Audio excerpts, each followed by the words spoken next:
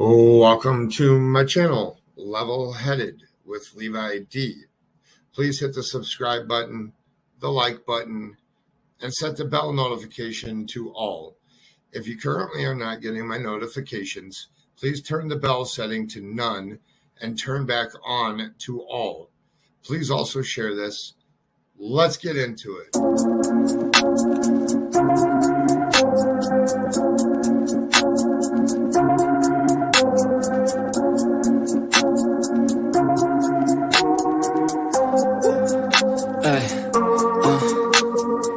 Don't wait up, I've been working hard every day, living dreams for a pay stub, yeah, straight up. 5 years later, like I said, I would make it on my way up. It's all up, coming from the nation, made a foundation, true stuff, yeah, too tough. We ain't giving up on our dreams, everything is ahead of us. Stay true to your path, it's not where you start, it's all where you're at. It's where you end up when your back's to the mat. Do you cripple the flat or get up off your back? Deliver these facts to see them react. The stadium's packed, they all gonna snap. The motivated attract, the escalated attack. The frustrated hit back, yeah, we move fast. I wanna change everything, I swear I'll do anything just to get where I wanna be. I won't stop till I'm free, I won't stop till I'm free. I won't stop, no, I won't let go. I won't drop, no, and I won't let go. I won't stop, no, I won't let go. I won't drop, no, and I won't let go. It's automatic, I'm always getting after it. If you ain't working, I don't understand what's happening. There's not enough time just to be imagining. You gotta take some action towards practicing. I know it's not easy, but you gotta get out there. Make your own meaning, can't afford to have doubts. They'll interrupt dreaming, I just wanna look out there. The crowd all screaming. I wanna change everything, I swear I'll do anything just to get where I wanna be. I won't stop till I'm free, I won't stop till I'm free. I won't stop, no, I won't let go. I won't drop, no, and I won't let go. I won't stop, no, I won't let go. I won't drop, no, and I won't let go. I won't stop, no, I won't let go. I won't drop, no, and I won't let go. I won't stop, no, I won't let go. I won't drop, no, and I won't let go.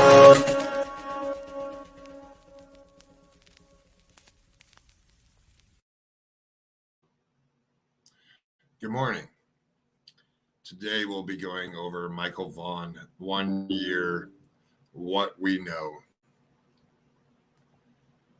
Welcome in, everybody. Good morning, Checking Convictions, Arctic Fox, True Crime with Sunshine, True Crime with Shannon, Bling, good morning. Only Facts TV, good morning. Good morning, Lynn. I'm just going to share my screen here.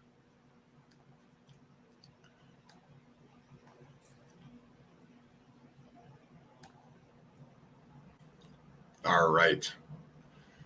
There is that. We're going to go over the interview, the raw footage of the interview from Channel 7. I'll stop it frequently to take a look at some of the stuff in there. And then I'm going to go over the News Nation stuff as well. And we'll get into that part of it here. Give me 1 second, and I'll bring the video up here.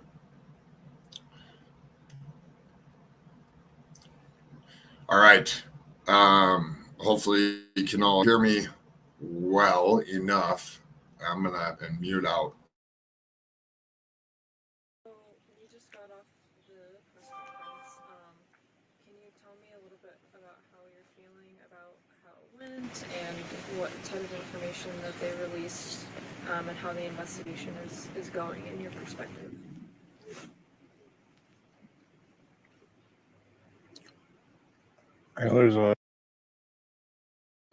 All right. I want to point something out right now. So Tyler with his hand here, people that, so I do it while I'm live. So sometimes when I'm sitting here playing with my hands because I'm like, I don't know, I always have to be fidgeting with something all the time. So, like those fidget spinners, like I have one and I always have to be doing something with my hands. So I just want to point that out right now.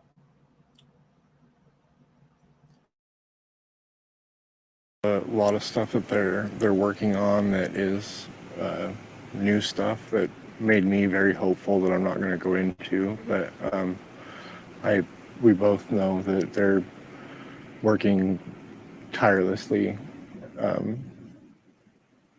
So I always feel good when coming out of there. They work very hard. And when you say hopeful, can you kind of explain what that means to you with these new leads, but what they're looking into? We both tried to stay hopeful through the whole thing, but I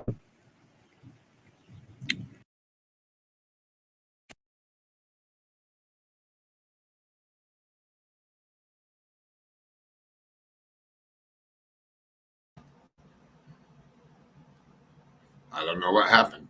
Hold on here 1 second.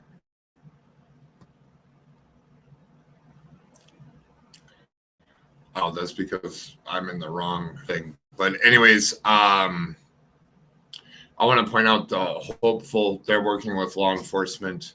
Very key part of everything is that they're working with law enforcement nonstop.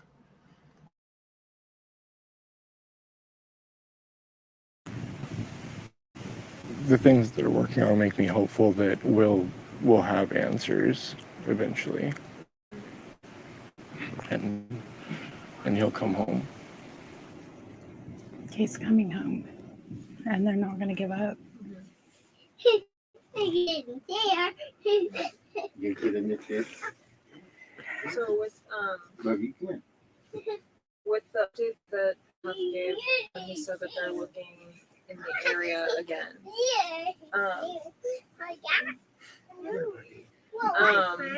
Small one, right?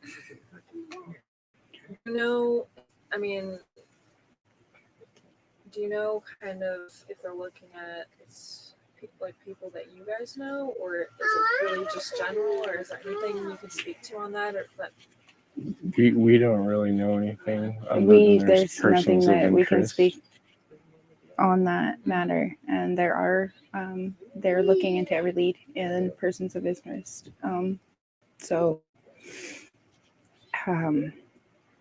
We don't know those, and what I can say is that they're doing everything they possibly can to find Michael. So does it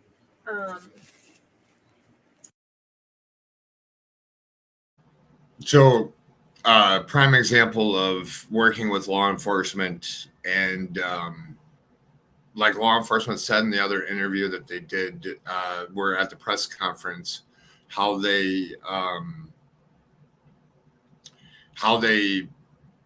work on the case every single day with all the different agencies that they do.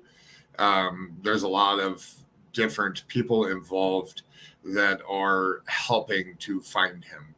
So it's very important that that it continues to go even after the 1 year of Monkey missing. Is that they're still working on this, and it's still an active case. So Huff said, well, the family hasn't been cleared, but they've been cooperative. Do you have any comment on that? Like, some people speculate that, because the family hasn't been cleared, that they're guilty or they're this. So I'm just going to touch on this just for a second here. The clearing of a family in a missing person case, I have yet to see one where they clear a family.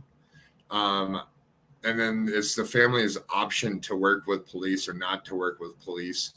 And you get some of them that barely even go onto an interview or barely even speak about them. They kind of hide away and don't work with law enforcement or anything and stay completely out of it. So you have two types of people here. You have people that are willing to work, willing to find their missing loved one. And then you have people that just shy back and don't have the courage or don't have don't put the effort into finding their loved one. These two right here on the screen, they live and breathe in trying to find him every single day. And that says numbers to me on what type of people they are and how they just want Michael home. I mean, what do you guys take away from that? Because obviously it can be hard to clear somebody, just because everything is so outstanding. I kind of wondering, Tyler, what do you think about that? I think they're doing everything they can to find Michael, and like you said, it's extremely hard to be 100% on anybody. So we're just taking it as it goes, and I'm sure eventually we'll get there. Have you guys been told otherwise? Because I know there's been rumors circulating around just online and even just around the community. Have you guys been told otherwise about being cleared? We are working with law enforcement 100%. And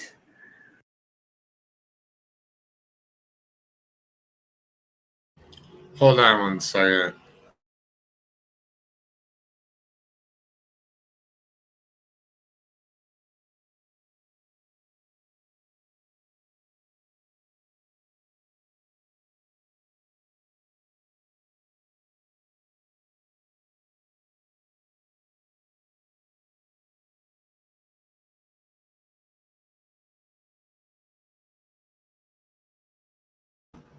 Sorry, they're doing lawn work right outside my window here.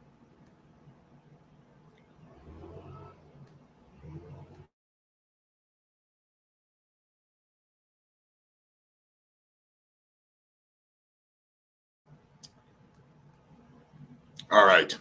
I'm glad to see this breakdown. I've been waiting for this. I'm so glad Respect Real Crime Creator is helping this family. Yeah, and good morning, Lana. The biggest thing I wanted to point out is both of them are 100% involved in helping law enforcement find their kid.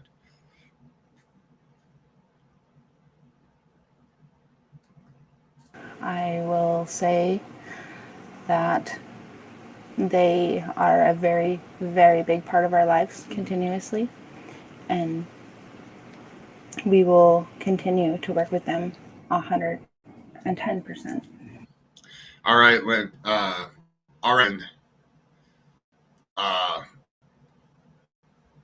Brandi and Tyler are doing all they can. Ellie has been able to go through every part of their homes, phones, everything whenever they want or need to. Yeah, no, I know it's just one singular home. I'll put that up here. I meant home, not homes. And that brings up a very good point why I wanted to stop this for that. If you don't think for one moment that the family has been completely questioned, completely all electronic devices sent over, cloned, however they do it, dumped, all of it, you would be wrong in having to say that on any platform that you're on. When you get the FBI and state police and stuff involved, all that is done right away. And it's very important for us all to remember that.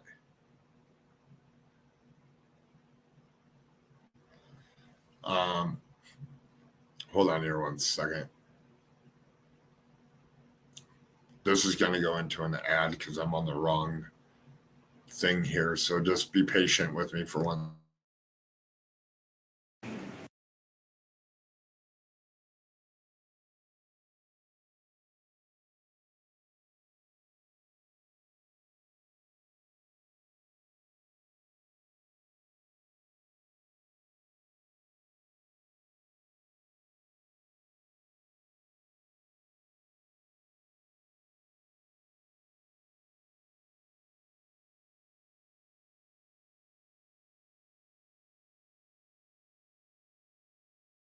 All right, here we go.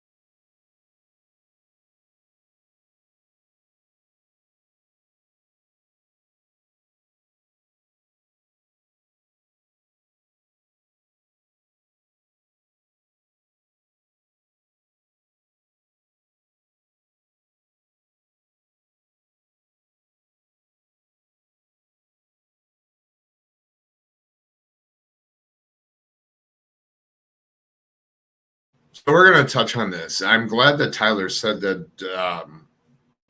that the theories and the speculation that are like wildly out there and don't make any sense.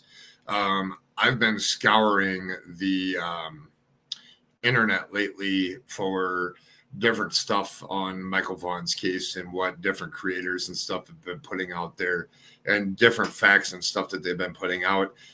After I watched this interview, it made me want to go look and see what these people were saying and putting out there. And I feel the same way. Some of the stuff is just so far out there. It's like, how do people even have that in their mind frame of thinking that's exactly what happened? Hold on here one second. An Amber Alert has been issued for an 11-year-old girl out of Florida. Hold on here one second. So as you all know, when Amber Alerts and stuff come out and people drop them in here, always stop to show them. And I just want to put this up on screen real quick. And thank you, Only Facts TV. So we're going to stop for 1 second. There's an Amber Alert out of Florida. Florida Amber Alert issued for missing 11-year-old girl, Vanessa Fernandez Santos, maybe a 42-year-old Brahido Manriquez Ortiz. Law enforcement said Amber Alert has been issued for the 11-year-old girl out of Florida Panhandle. Was Vanessa Fernandez Santos was last seen Wednesday in the area of Arthur Brown and Morgan Roads in Escambia County. According to the Florida Department of Law Enforcement, it's believed she may be accompanied by 42-year-old Brahido Manriquez Ortiz. Fernandez is the 11-year-old is 5'2" tall and weighs 120 pounds, says the police department. She too has scars on her face. Anyone with information about the child's whereabouts is asked to call 911 or Escambia County Sheriff's Office at 850-436-9620. Here is a picture of both of them. So we'll leave that up there for 1 second.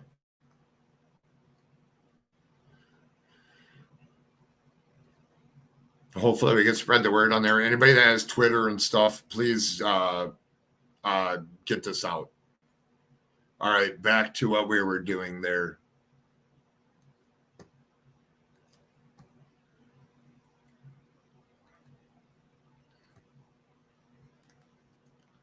All right.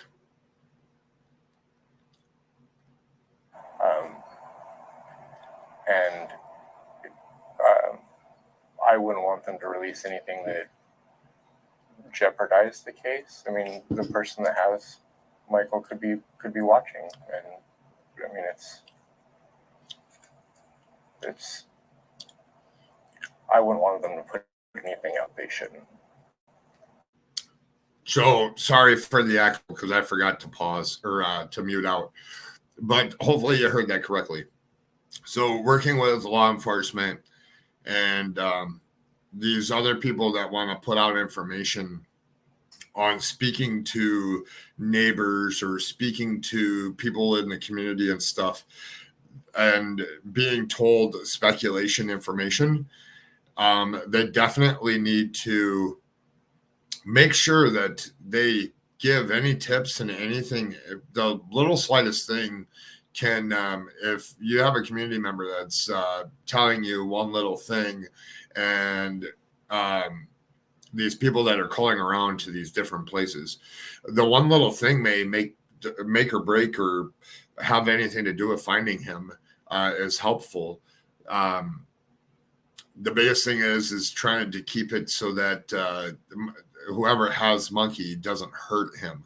And that's one of the hardest things that people out here are while watching and while talking. That's one thing that I would highly suggest for people to remember when you're talking about this case.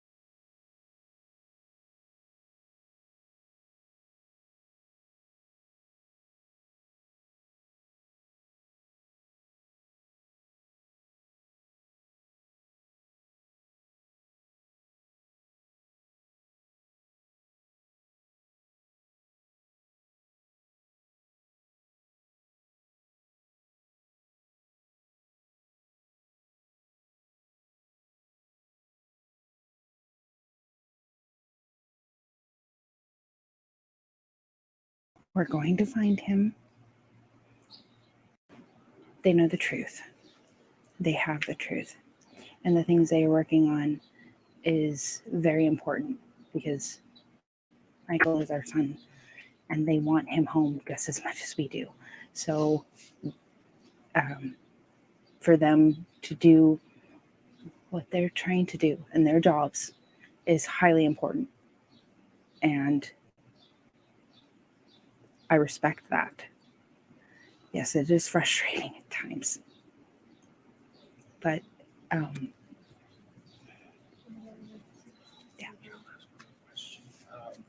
Back in December, you told me that you believe Michael was taken. Do you still feel that same way today? And has there been new developments or anything that's made you feel more strongly about that? yes, sir. Wholeheartedly.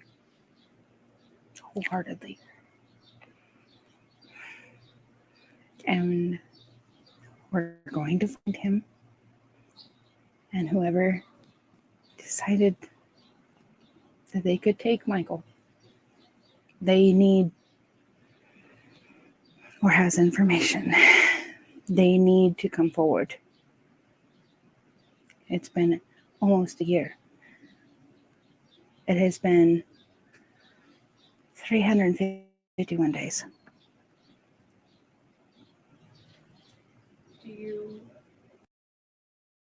All right, we're going to talk about this for a second. So we have a picture of a person in the neighborhood. Not a very clear picture. We also have a white vehicle.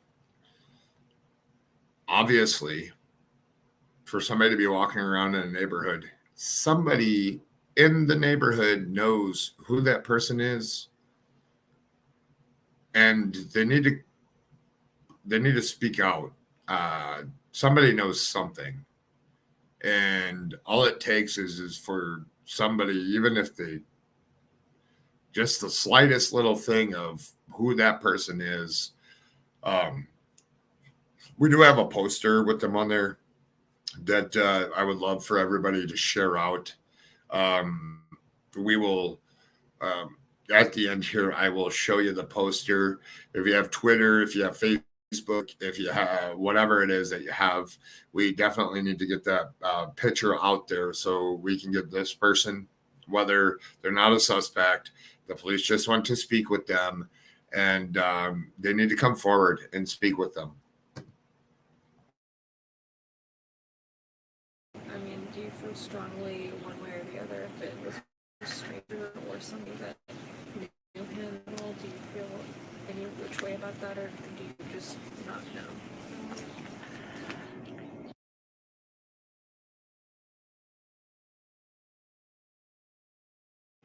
Hold on one second. It's all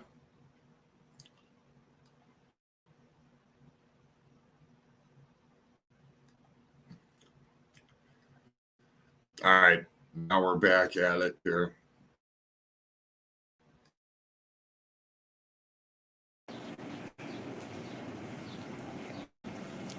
Don't know.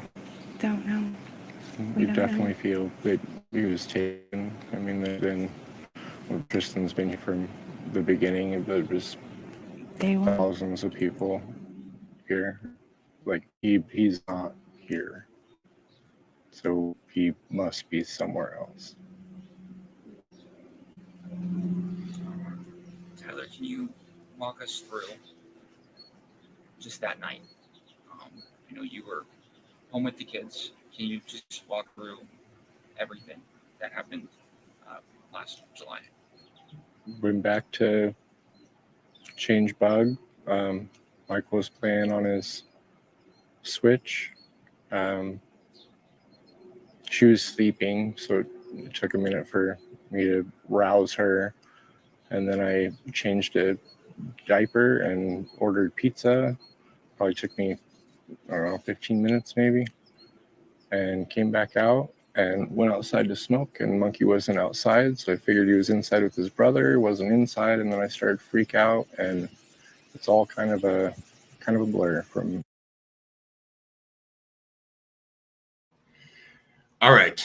I've seen some other YouTubers talk on this. So I'm gonna lay through what I see and what I hear in this instance.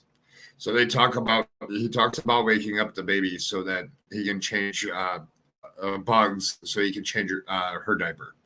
So let's put this into perspective so everybody understands what's going on here. So it's 6:30, 6 o'clock or whatever in the evening. So Bugs goes down to take a nap.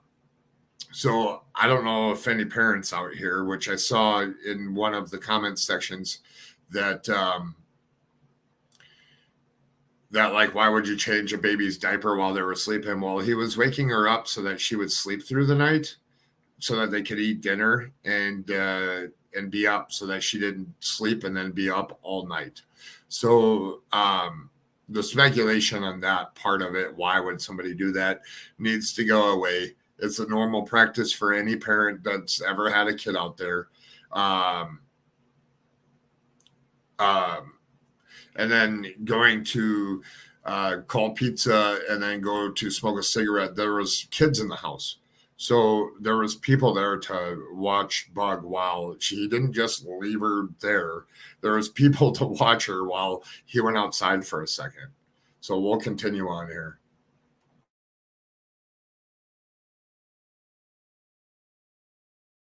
Hold on. I can personally say sometimes kids wake up hard. Also, diaper changes, if bad, can take a few minutes and they move at 2 years old.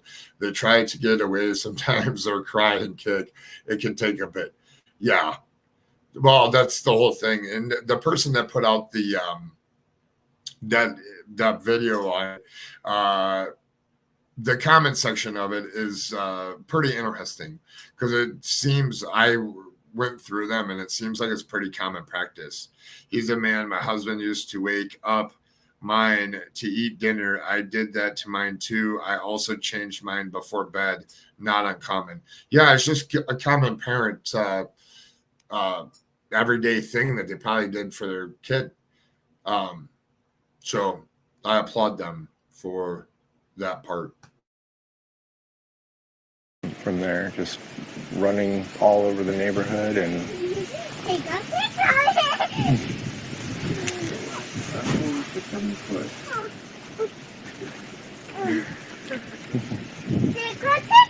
tickle, tickle. Hi, Pickles. Did you What time was that? I ordered the pizza at 6:40.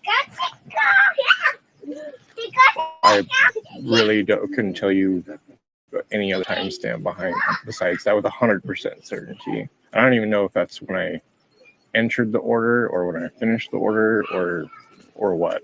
The receipt said 6:40. and were you in the house when you ordered, or were you outside? No, I was in the back bedroom with Bug. And following, I mean, when you realized that you didn't know where Michael was, I mean, what did you do then? Did you knock on neighbors' doors? Did you? I came outside and I looked down the street and I hopped in the car and called Brandi and drove to the splash pad and Don't advertise on Google Ads or Facebook before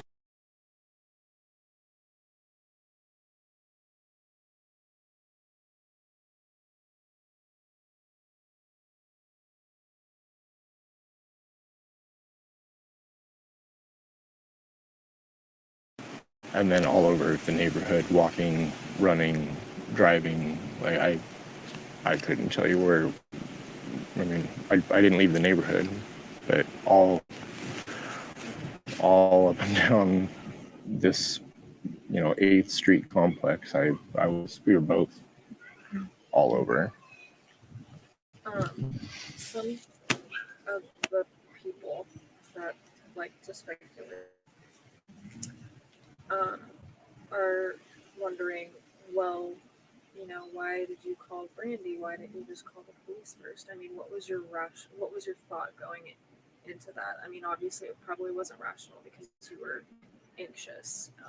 But I mean, can you just explain a little bit about your process in that way? All right, I'm going to explain to you guys. My process is that when you can't find somebody, the first person that you call is your loved one, or your wife, your girlfriend, your mother, somebody in your family you call first and tell them that you can't find them. That's normal for people.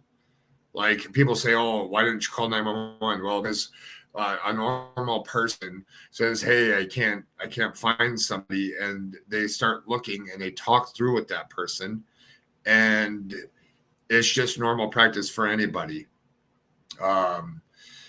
It is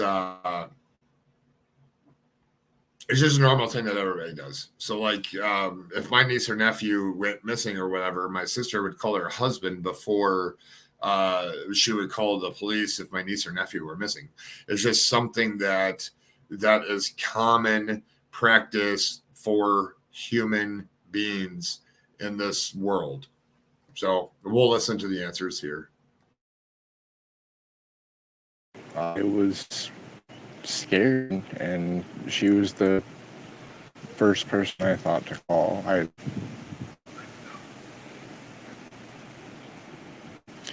I needed her home as fast as I could because I was panicked and out of my mind.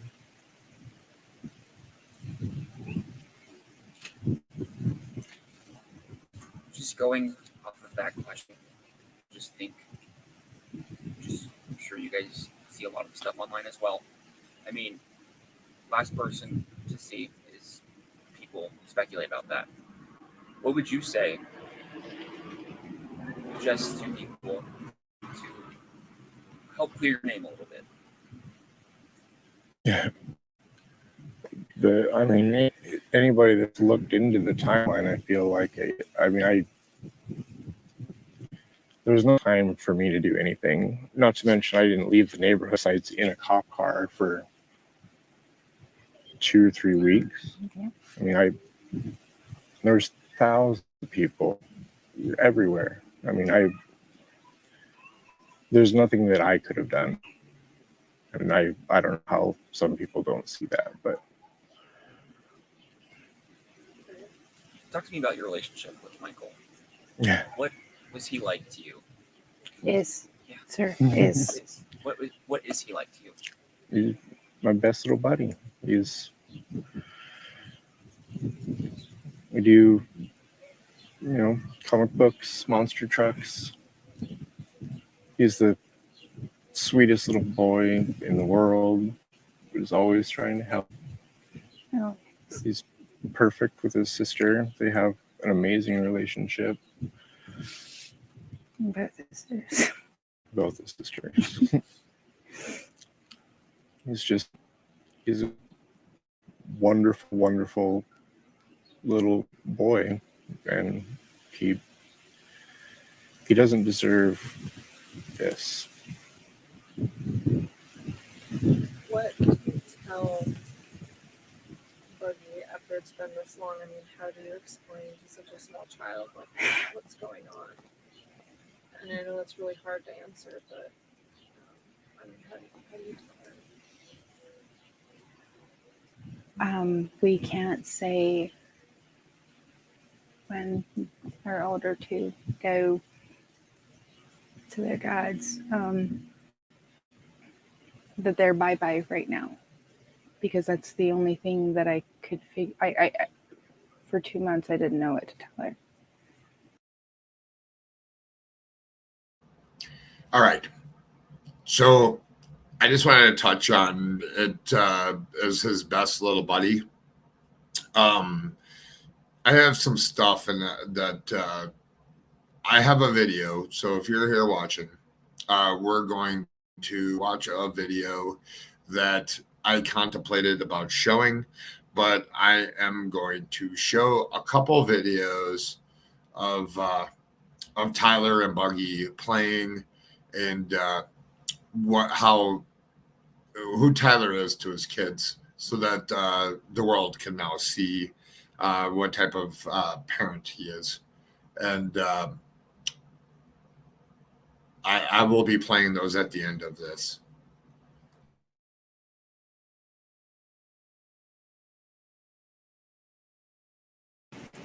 And she just really started talking at that point, and so we don't say bye-bye because Monkey is just bye-bye right now, and he's coming home. He'll be home. He's just bye right now. So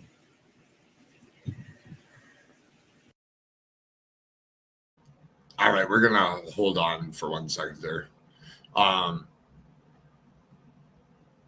You can see the emotions.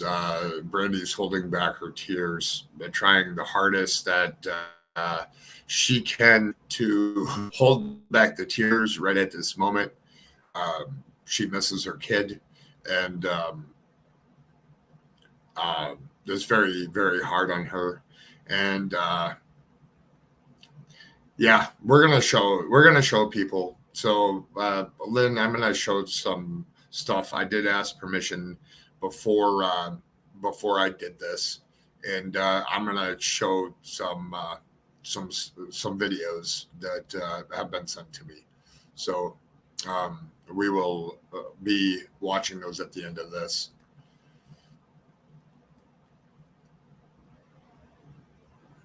Yeah. Well, I grew up in a small town, so like if somebody around me was missing, like even doing this YouTube stuff, I was so nervous, so shy at first of doing this, and I've kind of gotten out of my comfort zone now. But like I know people in my hometown wouldn't like to be on camera and wouldn't like to speak. So I applaud Tyler for speaking. Does she ask where he is? Pick up his pictures and give him kisses. Set him up in front of the coffee table and watch TV with them.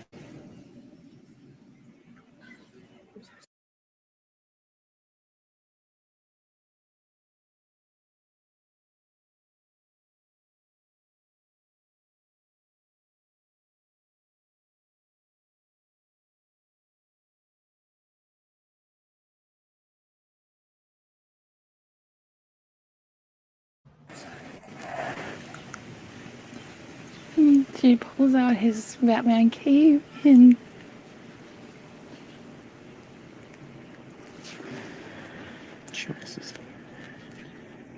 She seems like a very headstrong little girl. oh yeah, I wonder where she gets that from.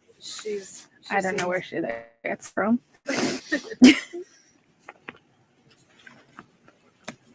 Looking back, as we approach the 1 year mark,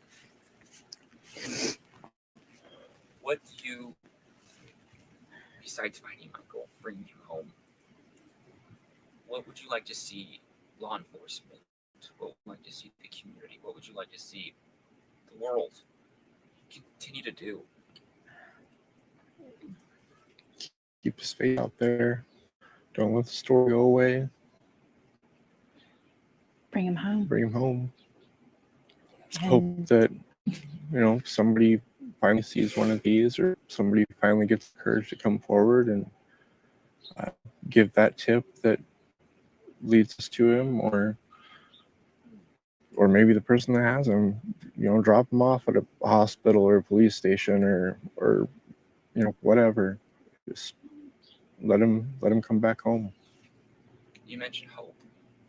What does hope look like right now?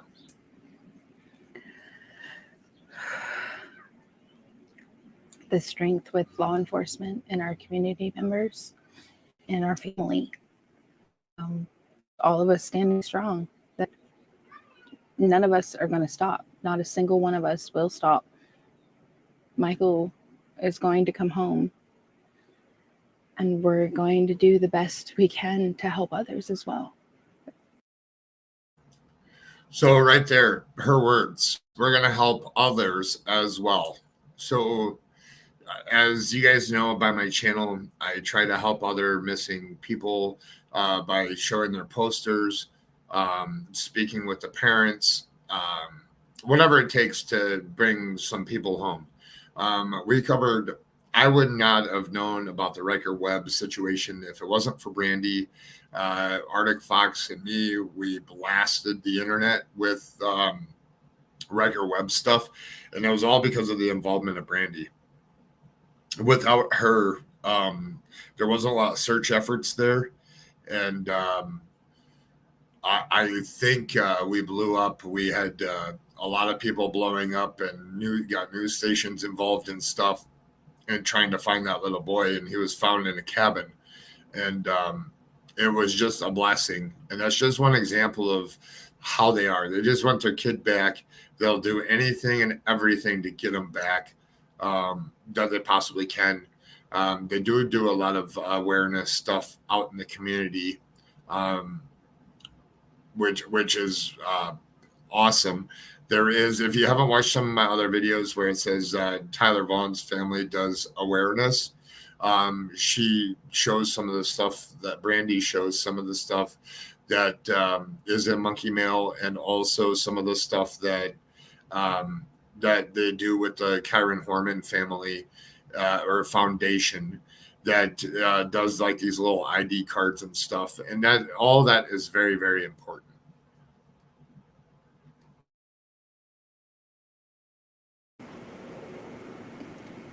Does it feel like it's been a year? It was a very quick year and long year at the same time. Like time is a It weird can't be thing. a year. It can't be. How do you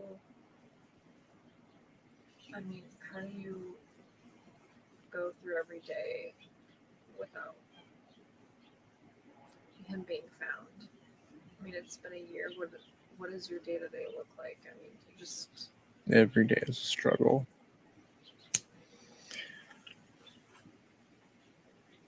It's kind of how we do it is day to day. I don't want to get out of bed every day. But we do it. We do it, and we try to keep our stuff together. You try. And All right.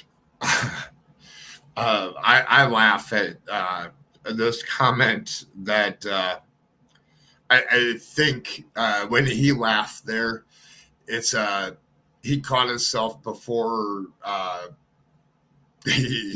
before he said what he was going to say. But I believe that to keep their shit together, or I mean, I applaud them. They're very two strong individuals. Just take your shoe off for 1 minute and put their shoe on.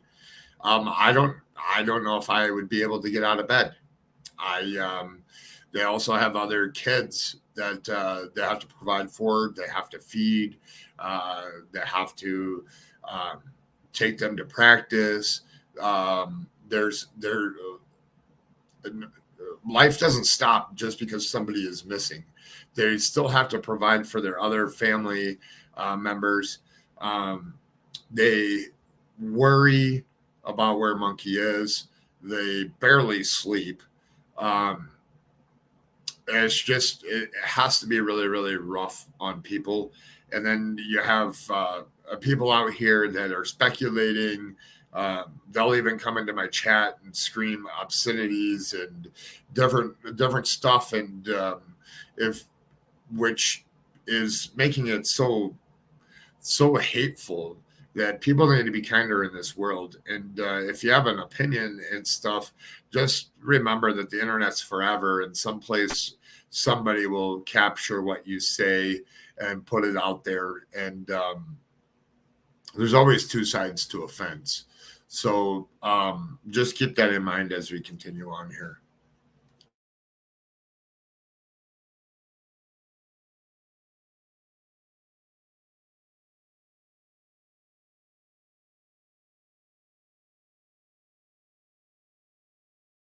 and just get through every day. Hoping every day gets us closer to being whole again.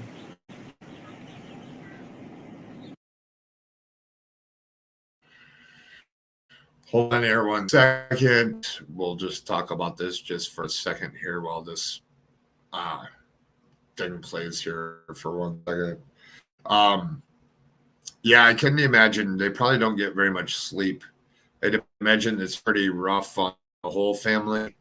And they have pretty active kids that are active in their school, in their sports, and even as far as in the community. So we'll continue on here.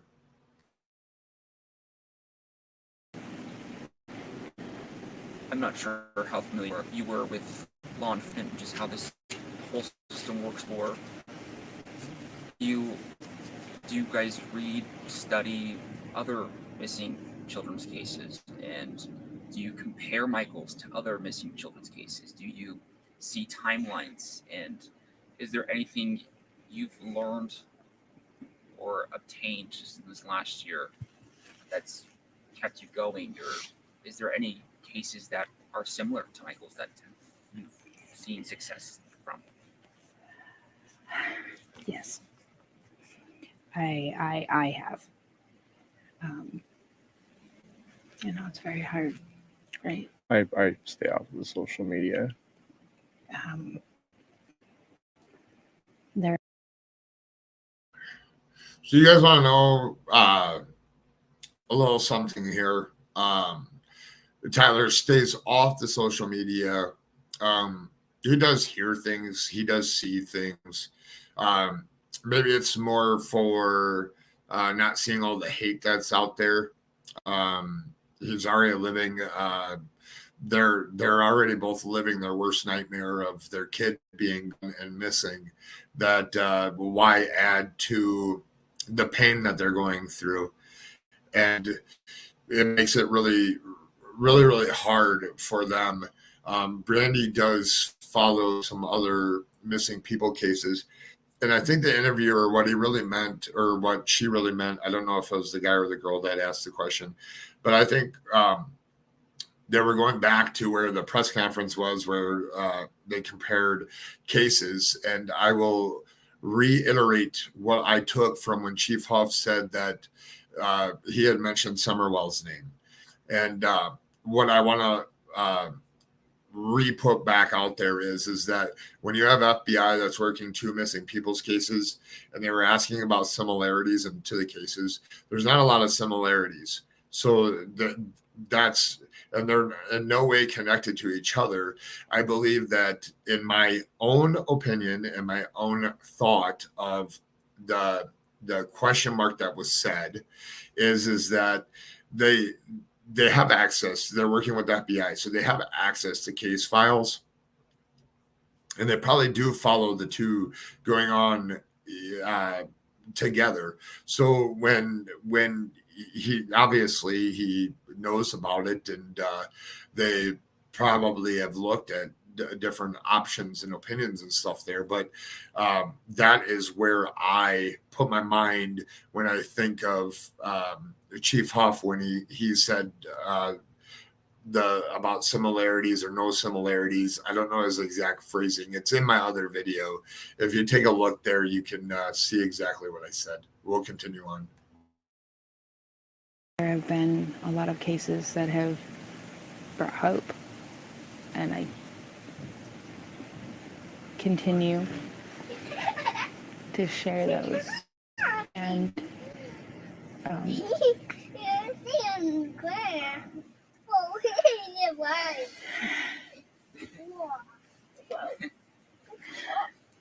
you're taking up this interview now, huh? All right, I'm going to point it out here, and then I'll point it out again. So if you guys hear bug in the background right here, you have a fun, loving, loved by everybody around child that is full of energy all day long, every day, and loves her parents, and just is such a happy human being. I'm sure she has her moments, but I just wanted to point that out. And I'll point it out again here in a few minutes. Well, you're going to be a reporter.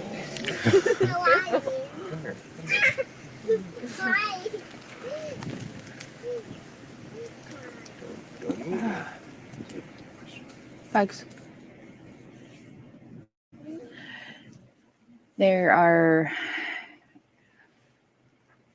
I want to help wherever I can. And our whole family does. Got the monkey's law out there, and there's at least one more big one that other states have that Idaho does not, that I would like to see implemented here, that I think would have been a huge tool at the beginning of this. So So when you say big one, like an alert is what you're thinking? not an alert.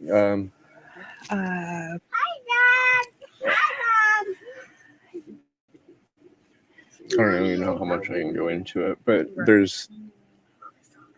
it has to do with warrants. Like in some other states, they wouldn't have had to do the warrants. They would have just gotten the information they needed. Procedures for law enforcement Right to be off. able to utilize the tools that they needed.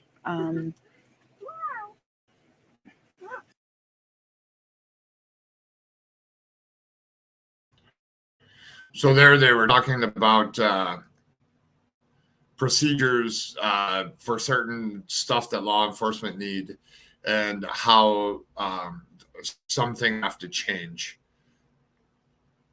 which is important. And they see that there's a problem there. And I'm grateful that for all the things that they've done to help the Idaho system. I know that everything's not up and running yet on Monkey's Law. Hopefully everything becomes better, and there is change there as well. So we'll continue on here. At their discretion, instead of waiting, having to write a warrant and Wait 6 months for a judge and a handful of information when there's 20, 30, 40 handfuls of information that they need, but they can only get so much at a time, and they have to wait for the warrants to come through for all that. And so this process has been pretty long. Yes, and there's a law that could be changed that would have made that part of it a lot shorter.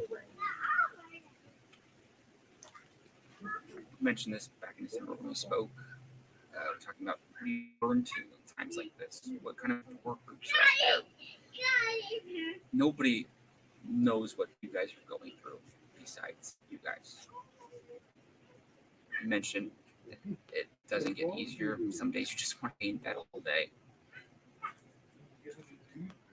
Have you guys found more support just in this past 6 months since we last spoke? Brandi's been pretty heavily in counseling since the beginning. I'm in a peer group through the John Walsh Foundation. I Help Them to Hope Foundation. So I speak with another lady every week about, and she's been through a very similar situation. So it's that's helped me. We've I also tried with a few other foundations. Yeah.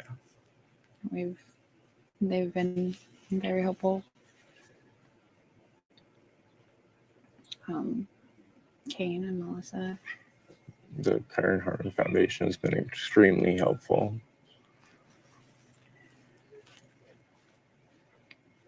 I mean, not maybe necessarily the same situation, but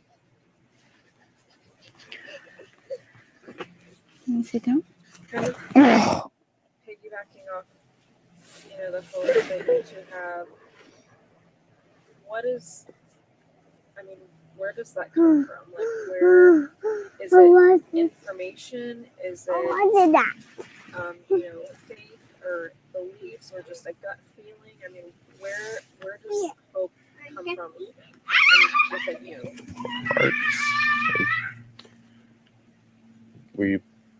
We just know we can't give up, and so we have to have hope.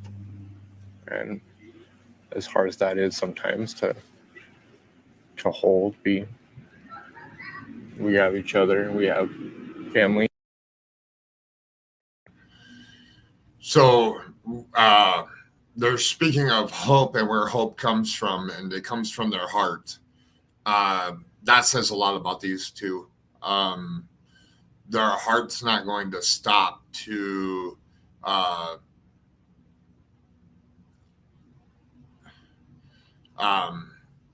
they're not going to stop searching for him, and they're not going to stop working with law enforcement either. They would do anything to have Monkey home.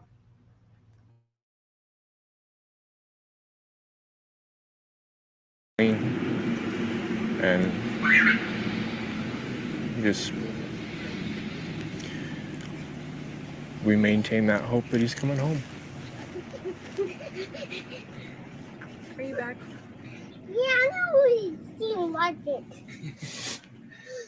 On my last question, at the press conference today, Chief Huff said that there have been some people that run cooperative.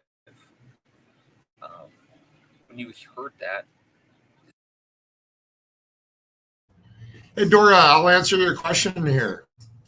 If you go back to the beginning of my video here, I will explain to everybody else again. So if you don't think for a minute that FBI law enforcement has not requested for phones, TVs, any social media accounts, any of that stuff to be completely monitored all the time or to be completely checked, I highly suggest that you should think what happens. There's always a checklist that happens in investigations, and there's called procedures that are often run by, or not often, they're always run by investigators, and definitely if you're going to type stuff here that's not facts, definitely make sure that you understand what you're asking. And if you're not, you're good here until you're disrespectful. And just so everybody knows, that's here in chat.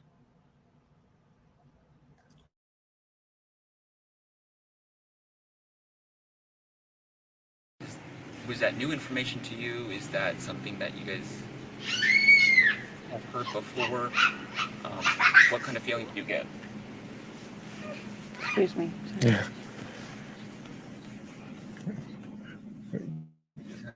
Sorry. That happens sometimes. Yeah. They're probably like wearing cameras on you. Yeah, but Or they know. And What is that like? You guys have to keep a close eye on a lot of stuff. everything. Yeah. I mean, just we've only had one Well, bad scenario, but right. we do have to deal with stuff like that on Law almost enforcement the was daily. right here in a minute, so it's in a minute. Has it just been harassing you guys?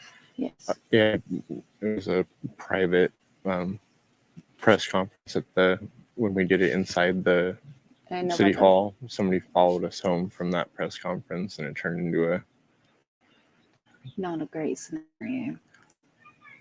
So But yeah, that's my other question. Sorry. Just you said that some people have been cooperative. What kind of feeling did you guys get? What's going through your mind?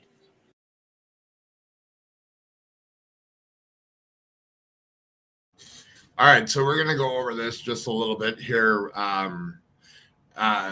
There is some people that are being cooperative in this, in Monkey's disappearance, and there's others that are not in the community. And one of them would be that video of that man walking has not come forward, has not presented himself. The police would just like to ask him a few questions on he was seen in the area. And that would be called uncooperative. If he has not seen his picture out there, believe me, that that person has to know that his picture is out there. And it's getting them to come forward and to do the right thing and to speak. Hopefully one of these days here soon, or hopefully it's already happened, as law enforcement keeps this close to the vest, that he does come out and speak.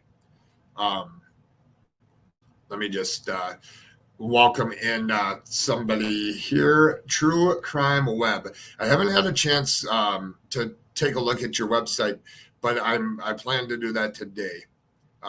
There's Steve. I think this is Steve or Mrs. Steve. And if y'all haven't checked out his channel, he's a retired detective and has very good info and does a very good job here on YouTube. All right, we'll continue on here. why would you not cooperate? Why? Like,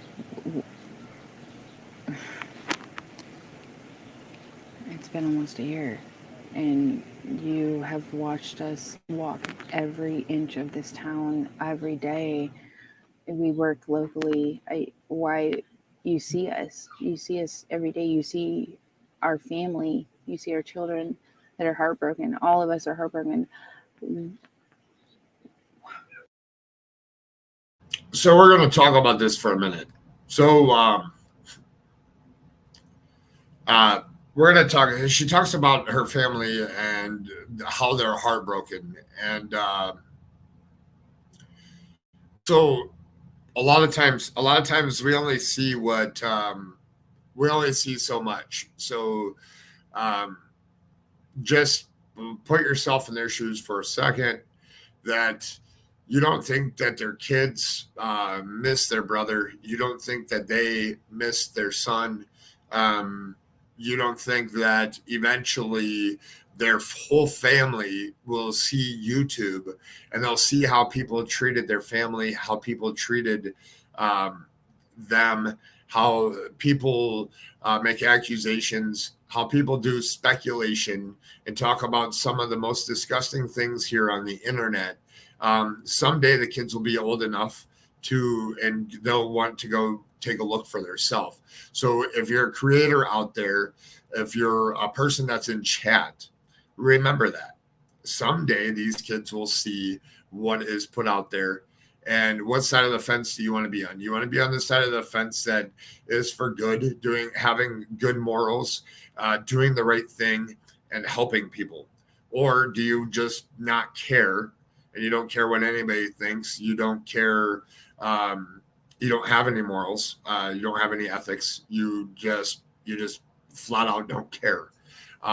That's something to remember as everybody here, as a creator, as everybody, that sometimes you need to remember that this is the internet and it will always be there. So your actions speak louder than words. So by the actions of how some people act out here on YouTube is definitely monitored. So don't think for a chance that it's not. Why wouldn't you be? That's a missing child. Why wouldn't you? And also, whoever is driving the white Honda Pilot needs to come forward. And I will be showing these at the here in a little bit.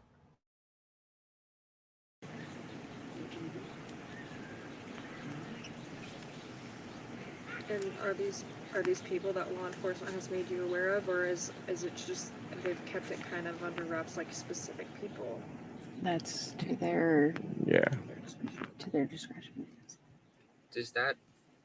I guess there's part of you that's like, I want to know every part of this case. I want to know every piece of information. But also law enforcement not giving you every single piece of information. That give you a good sense that they're doing what they know is right. Yes. Everybody. Hold on there 1 second.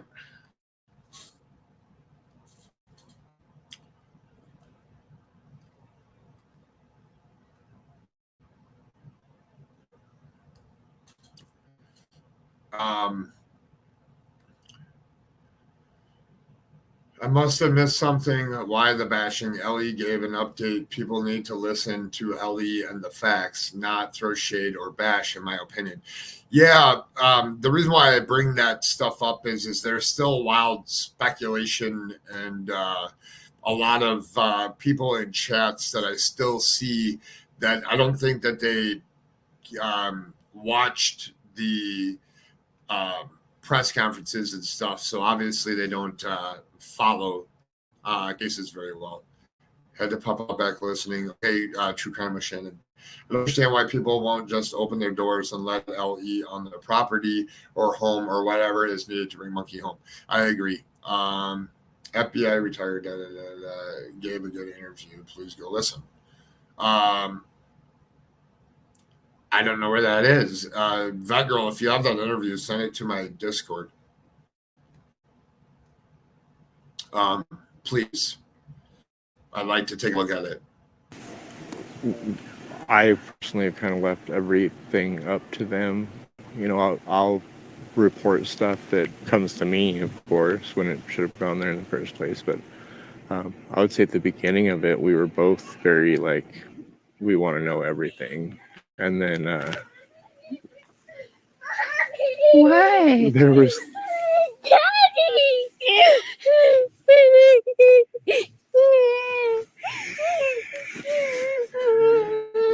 and there were certain things that that happened that changed my mind really fast about wanting to know everything. There's some not very nice people in this world, and we have learned that the hard way. Yeah. You want to go inside? We appreciate the time. Yeah. Is there anything you guys We'll climb in a second, okay? before we wrap up? Hold on, baby.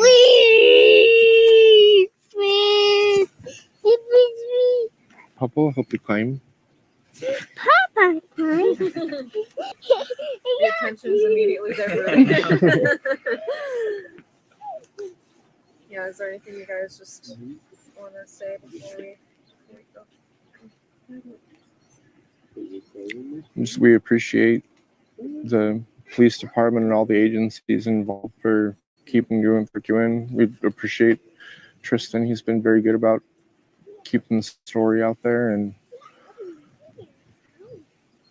we want our baby home.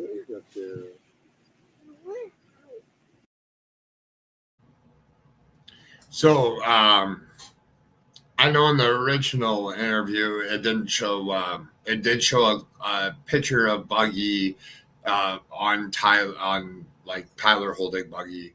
That kind of gives you the explanation of what happens. Thank you, that girl. What happens when Buggy needs comfort and support? Buggy ran right to Tyler, and Tyler gave her the comfort and support that she needed in order to distract it from whatever was wrong before. So that was a very, very good example of the type of parent that Tyler is, a comforting and supportive one. And I did want to address this. Are you willing to work with other creators? I am a member of a large channel and just so happened to be composing an email to them with feedback on last night's guest. May I refer them to you? Sure. I'm willing to work with anybody that is doing the right thing as a creator. And we don't always have to agree on viewpoints of certain cases or anything like that, as long as that the speculation and stuff is kept as good intent and not far-fetched or to drive a narrative. I will work with anybody. All right, we'll continue on here. Hold on, well, 1 second here. A lot of us kind of work together. Neighbor I associate with Levi and others are positive. Here is that was so cute. He's a good daddy. Yeah, and I'm going to show you a couple things that will reassure you of that works, that girl. I'll go take a look.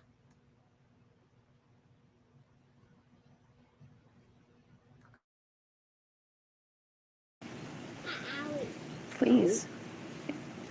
If somebody knows something, please use your strength, use your courage.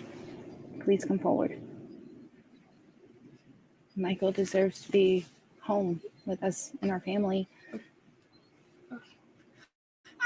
His baby sister needs him. His big sister, his big brother, all of us, we all need him. He needs to come home and climb trees with his big little sister. So, please, if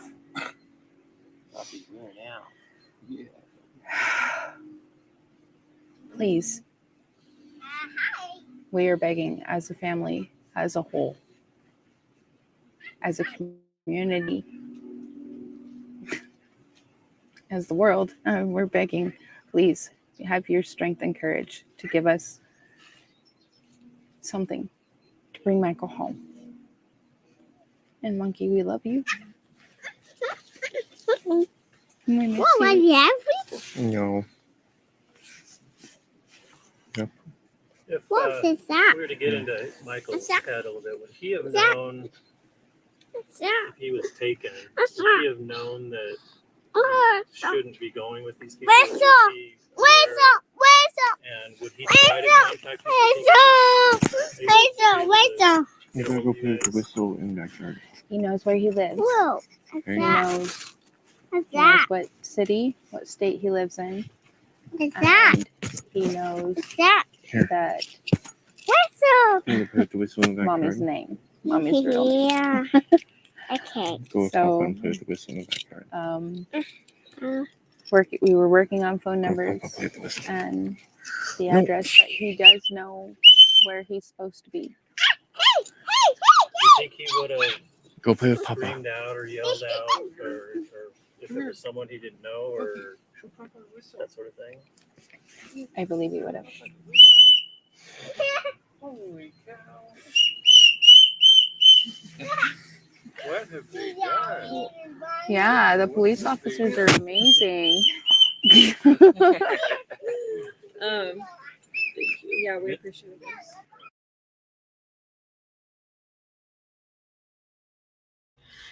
If you haven't done that other video there, that was at the end. That was, I covered it. I went over, or not the other interview. It was the press conference.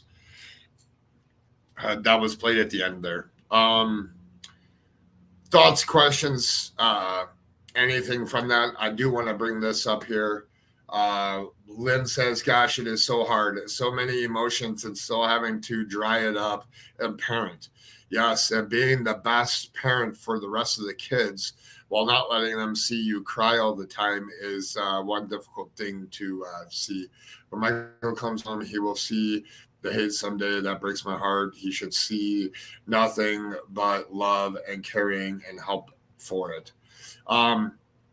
People forget Michael Vaughan was too young to have the stranger danger schooling. In my opinion, that is why so many of these criminals target that age group. Yeah, it's interesting. I've noticed there's a lot of it at that age group. I am going to play something here. I just have to take this off my screen for a second and go back to my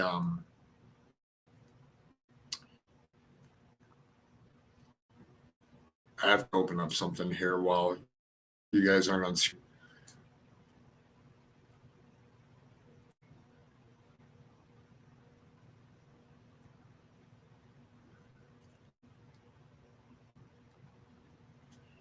All right, I went to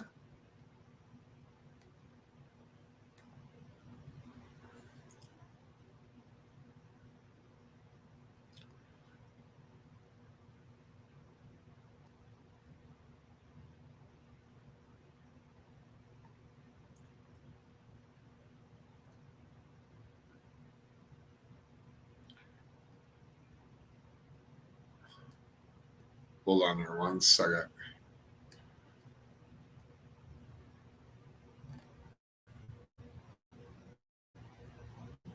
My 4 and 7-year-old.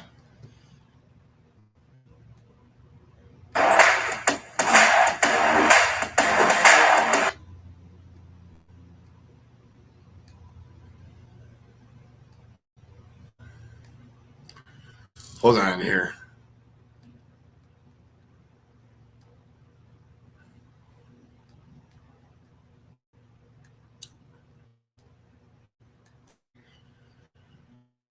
Watch the News Nation interview. I know that they didn't go into everything on News Nation as far as the interview goes.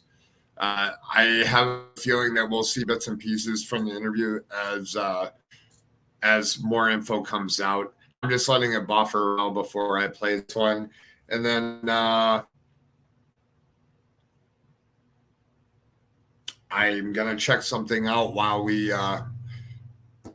we'll be watching this one. Just give me 1 second here. I want to vet it before I play it here for a second.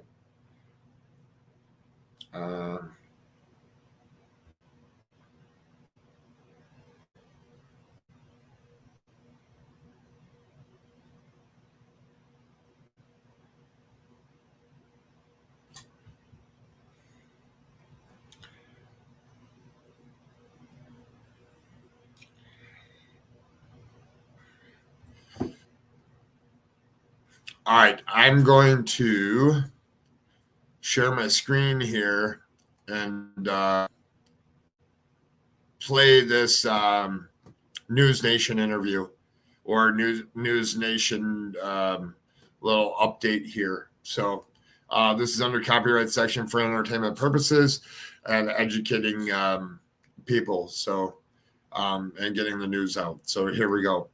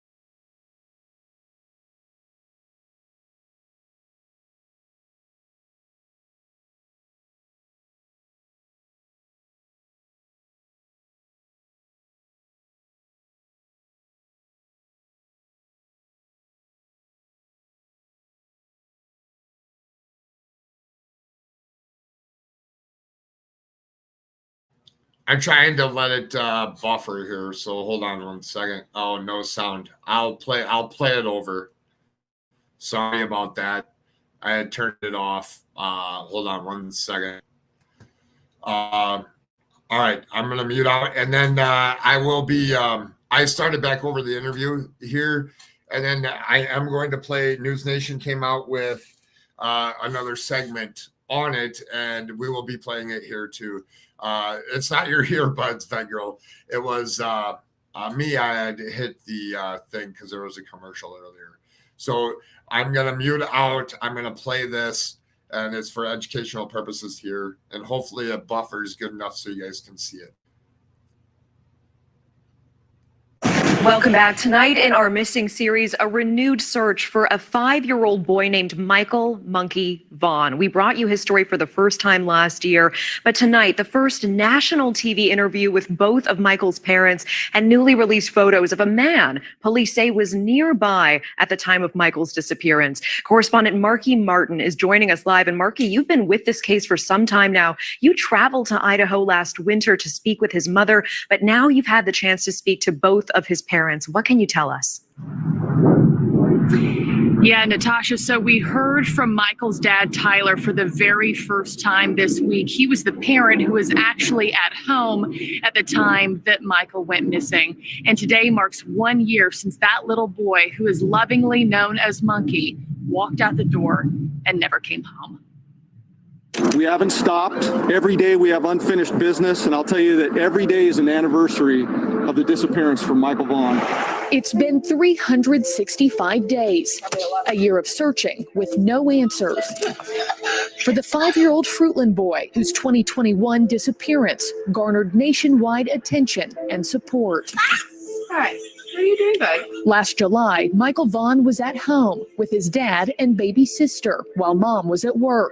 Family says he walked out, searching for neighborhood kids to play with. He went to a neighbor's house. He went to another neighbor's house and another neighbor's house. Last winter, Michael's mom, Brandi, invited our News Nation team to their Idaho home, walking us through her son's last moments there. He would have come out of the garage. The front door is pretty hard to get out of, and you can hear that opening. At the time, his dad, Tyler, declined to speak with us. But this week, that changed. The couple sitting together for their first national TV interview. It doesn't feel like a year. It's been an eternity. Tyler, a lot of people curious why, if you were the one at home, why you haven't done a lot of talking with the media. What's your response to people who want to know that question? Because I was the one at home. I feel like because I was the responsible party.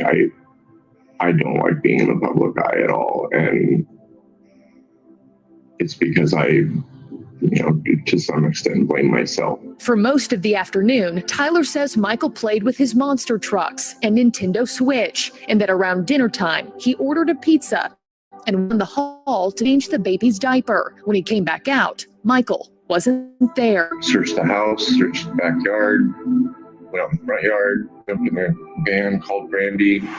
He says he raced around the neighborhood and was the one who called 911. The Fruitland Police, Payette Police, and Payette County deputies and citizens searched through the night until support arrived the following morning. In the last year, more than 3,000 acres and nearby river have been searched. No suspects have been named, but So I just want to touch on a couple things here. I know that everybody's in deep thought watching here. I don't know if he caught that in his interview. They asked why he doesn't speak out into public and why he was the one that was around. Why doesn't he speak? And he clearly tells everybody he does not like speaking in public. He's just not a public person. And a lot of people are that way. And it just happens to be that he is that way. And he is... he feels like crap because he was the last person, and Monkey was in his care when he went missing. So I don't know if probably none of you people, very slim amount of people here have ever had anybody go missing while they were in your care. So you don't understand what his feelings are, nor do I. But I'm pretty sure that I would feel pretty crappy. So you could only imagine as sitting here watching this, how just think about that for a minute, how you would feel when somebody went missing when they were in your care.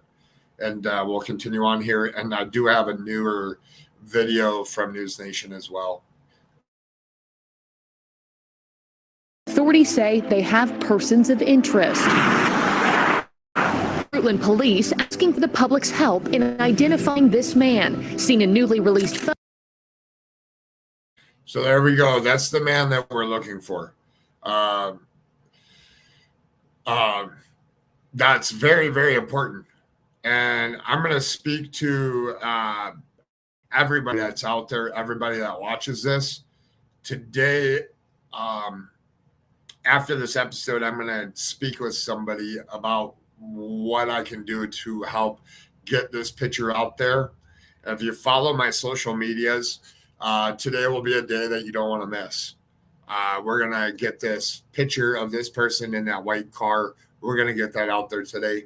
I kind of sat back, a lot of emotions and a lot of different stuff for the family. So I didn't want to press and put the picture on getting the information out there into different places. But today is going to be the day that I press the social media side of getting the picture out and asking this man to come forward. So I will be doing that later today. Let me know how I can help. Shannon, when I release my stuff, if you follow me on my social media stuff, when I release stuff, just share it. Share it everywhere. I'm going to share it in a lot of places.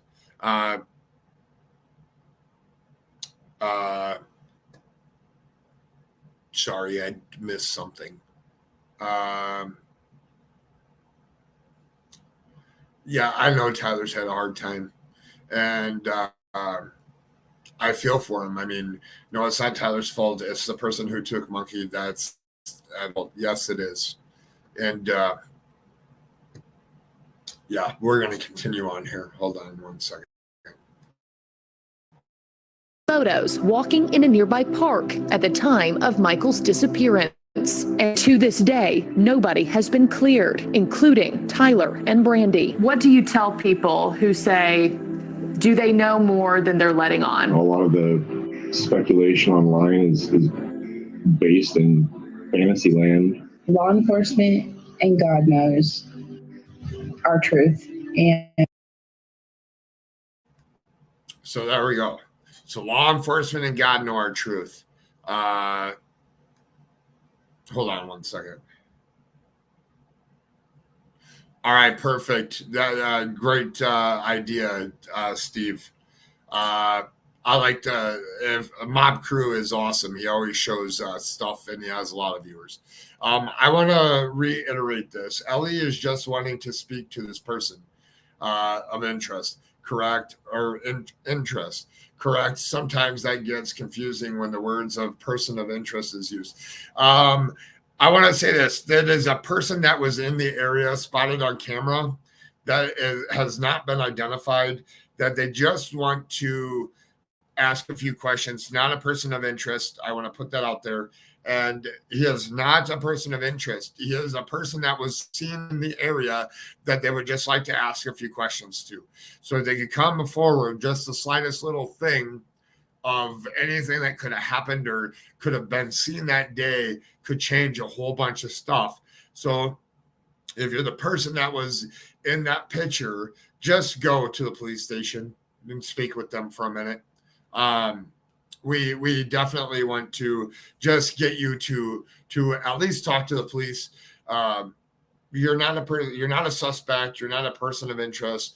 You are a person. You're probably, I would say, more than likely you were an eyewitness to the area and what was taking place there. Is, I think, a better way to put it. And Steve, I will send you an email today, and we'll get the photo out there to you. We're going to continue on here. And thank you, Vet Girl, for pointing that out.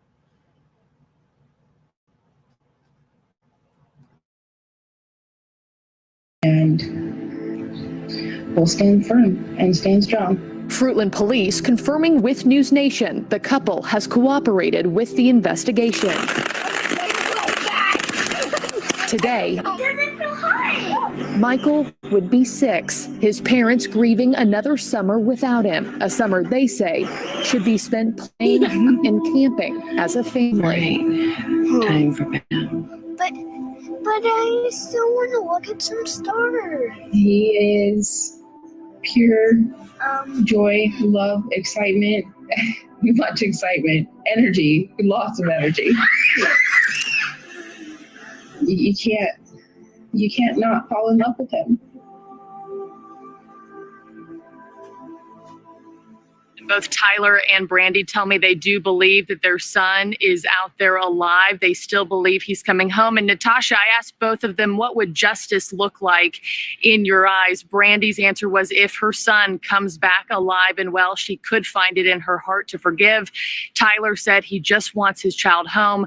Legal punishment would take care of the rest. And I do also have to mention, to this day, Fruitland police, they have declined to go on camera for an interview with our crew since day one.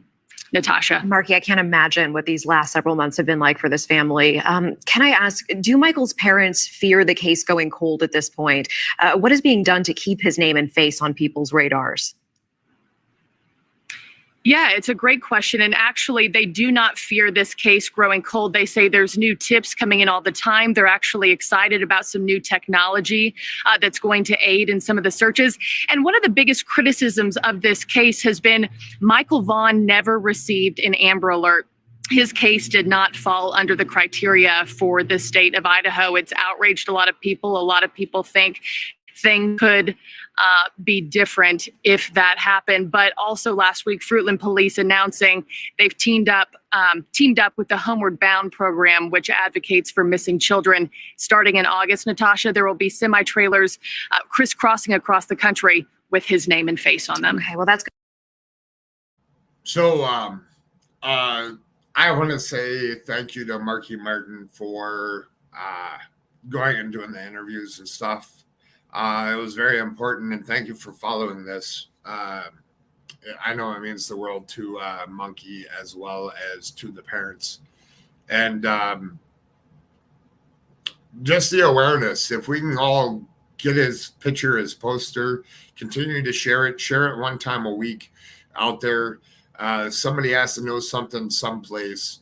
And if you don't know, there will be a semi-trailer that does have Monkey's picture on it that will be traveling around. Hold on here one second. Monkey has a right to be able to go to school, grow up with his siblings, go to school dance, have the loving feeling of family. This little boy deserves to go home. Yes, he does. We're going to continue this here. Good to hear. Meanwhile, speaking of new tips, what else have police said about that newly released photo of that man walking by the home around the time Michael went missing? Do we know anything about him?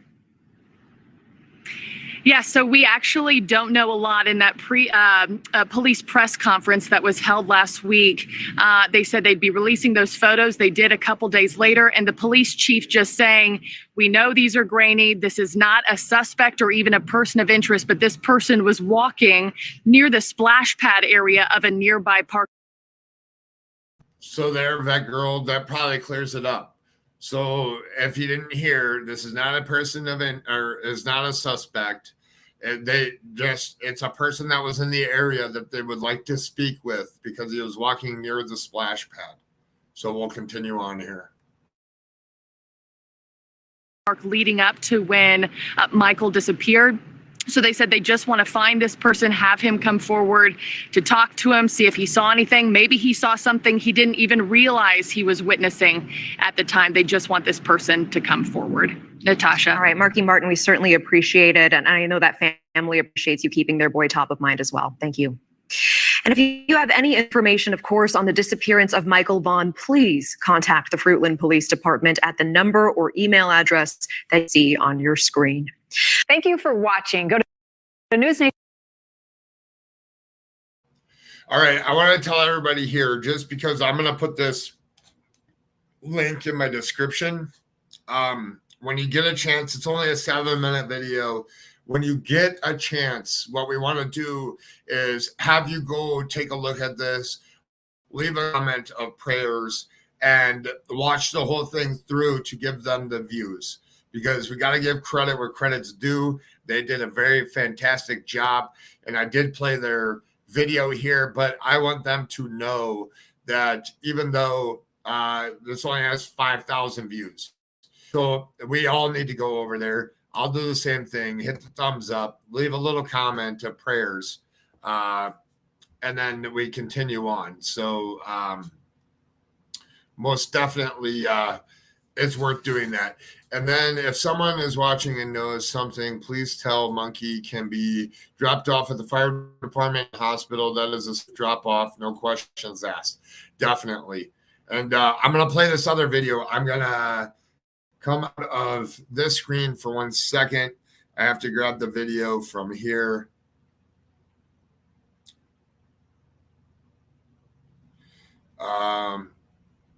Hold on here 1 second.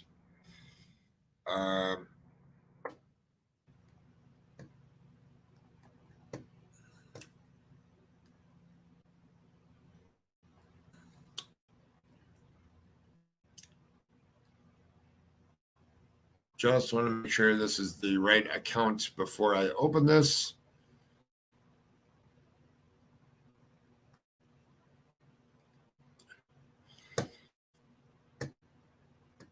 It is buffering here. This will be the one that girl sent me, and thank that girl. It's former FBI agent on the search for missing Idaho boy. It's an older one. It's from December 8th, 2021. We'll lay it because it shows you how long News Nation's been involved here. And thank you, News Nation, for being involved. And I'm going to drop the link to this video for News Nation on it. That is the video that I just dropped there. Give me 1 second here. It looks like it's still buffering for a second. we will play this. I haven't watched the whole thing, so we will. I've seen this before. It's just been a while, and it's so nice to do a refresher on this. So we'll add them to the stream here and make this bigger.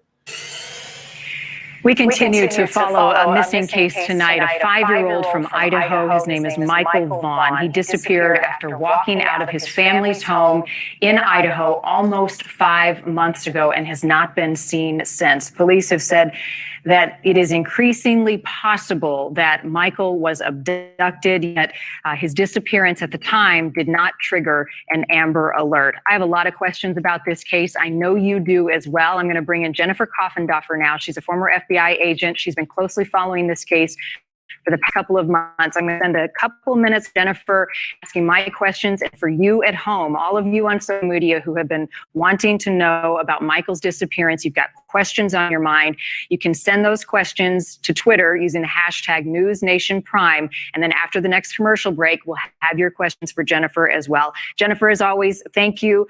This case came to our attention in a fearful way. We saw this little boy's face, Monkey as his mom calls him, just vanished into thin air. I want to begin with what the mom said a moment ago in the piece. She said, "I believe somebody may have been watching our family when my son disappeared. There was a white car in the area that police are looking into. There was a man in that drainage tunnel that was unfamiliar. And also you heard police say there's an increasing possibility that Michael was abducted."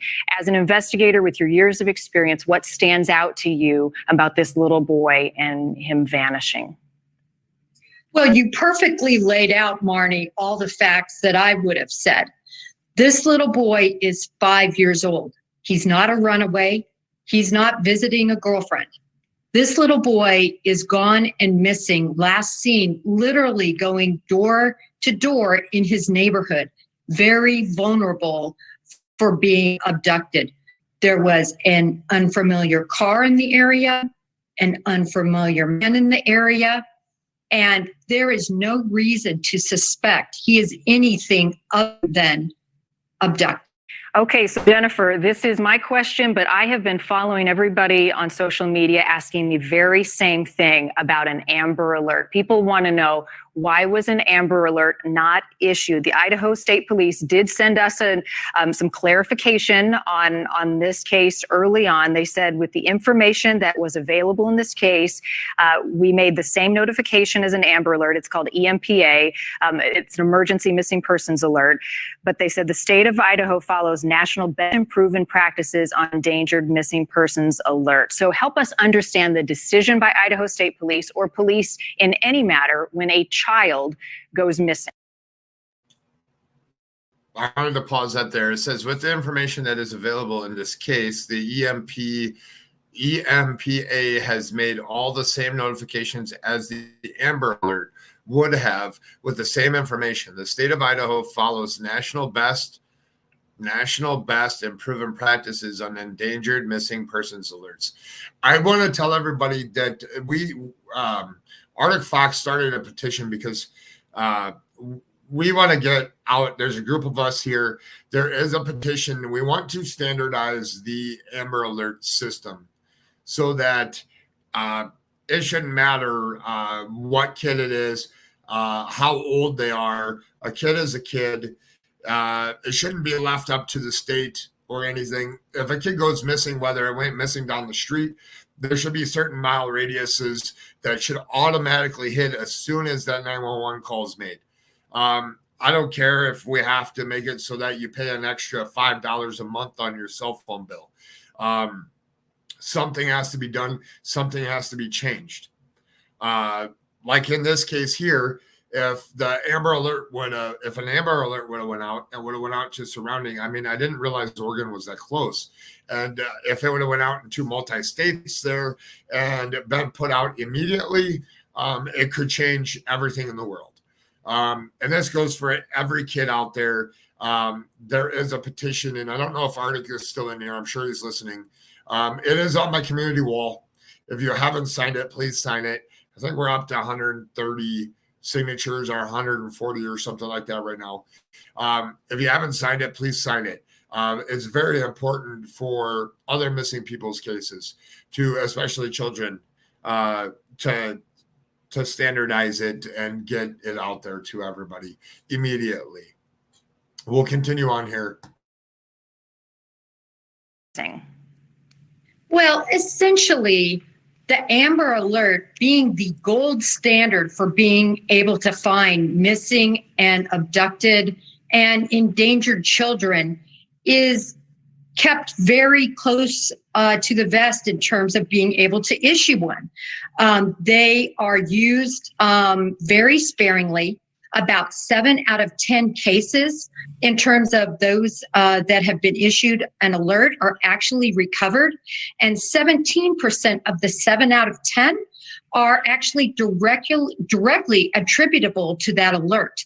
So they don't want to desensitize that alert. It sticks out to anyone in law enforcement who is a part of receiving this alert, because they know it means there's an endangered child. For all of the citizenry, when we receive that alert on our phone, we immediately take note of what the details are, and we're on the lookout. It truly is the way to find missing children. So sadly, in this case, because they didn't have enough information to say at that particular time. So we're going to stop that for 1 second. So I just feel really, really strongly about this. Why is it up to law enforcement, the people that don't have, that have the authority to meet a certain criteria? That Amber Alert should go out right away. I mean, the parents, the one parent called the other parent to say that the kid was missing. Then they call, which is normal. Then they go and they call to 911. When that 911 call, in my opinion, and watching so many missing people out there, in my opinion here, and watching and all the data, all the research, everything that I've been doing, and watching all these missing people out there, it is so crucial in the first. When that 911 call comes in, it should be like an automatic button. There's a missing 5-year-old. And if that missing 5-year-old, as soon as that call comes in, the button gets hit, the alert goes out to a 30-mile radius, a 40-mile radius, something. I mean, all it takes is to put that picture out everywhere, and it's all up to money.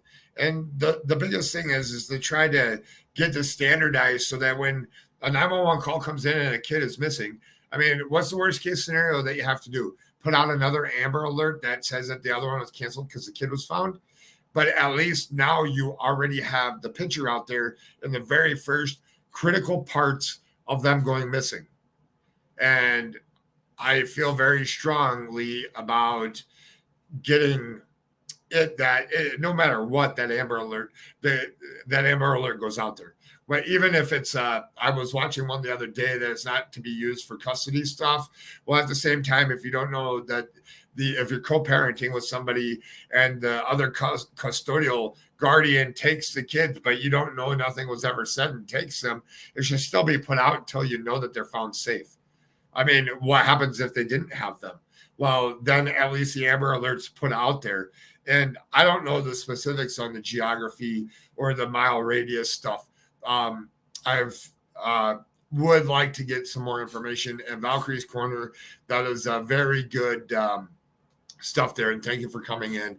And maybe sometime True Crime Web could speak on this on their thing, or I could have them on here speaking about Amber Alerts and what's the most, from an investigative standpoint, what's the most important, what's the crucial time periods of somebody that's gone missing, especially when it's a kid that's been abducted.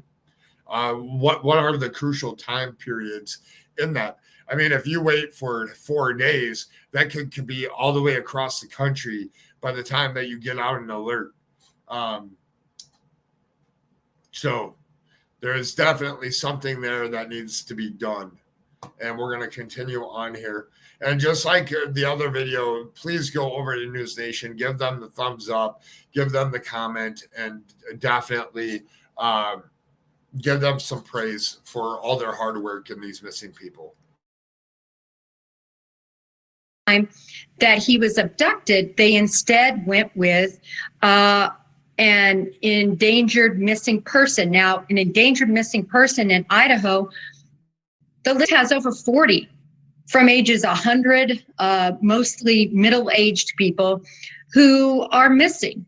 That does not rise to the level of this situation in terms of what we're looking at here in terms of the probability of abduction. It just doesn't have the same urgency, right? You see an Amber Alert come across your phone, you immediately look at all the identifying factors. It doesn't have the same effect 5 months later either. Not being critical of the investigation, but from the parent standpoint, you want everything you can, right? You want all hands on deck. Jennifer, something else that Markey passed along to us. She did search registered sex offenders in Michael's neighborhood. The state database reveals 6 within a mile radius of his home. Would police automatically search those homes and question those individuals as part of their initial investigation? Yes, I would have expected that to be the first thing done. There was one just doors down from him, really, blocks away.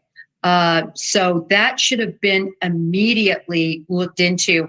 And I would suspect it has been looked into if it was done properly, which I have no reason to think that the Fruitland Police Department did not do a proper investigation.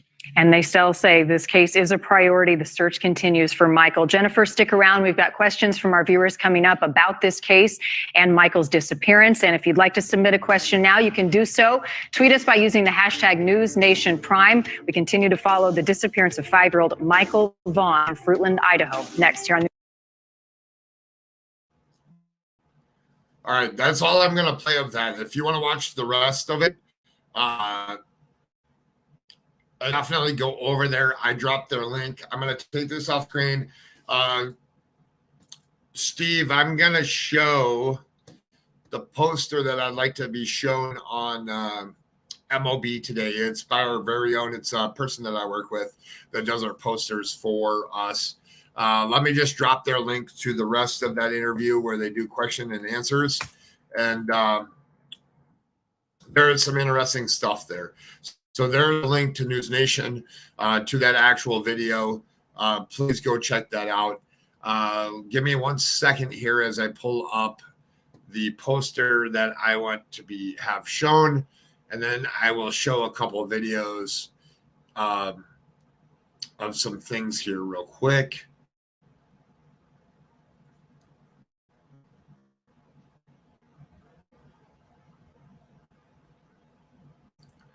On here 1 second, my browser is buffering.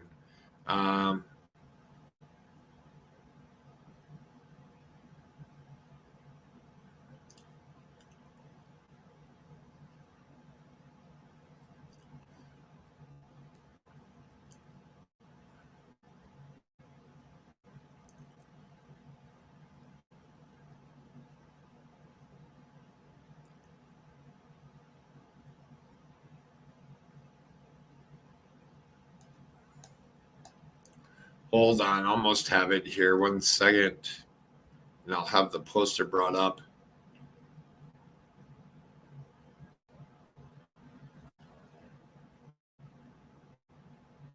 I will True Crime with Shannon. I'll send it to you.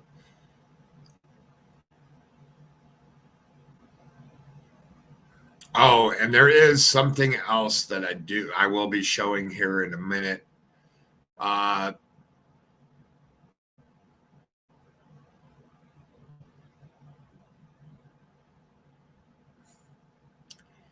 So when we refer back to the pizza place,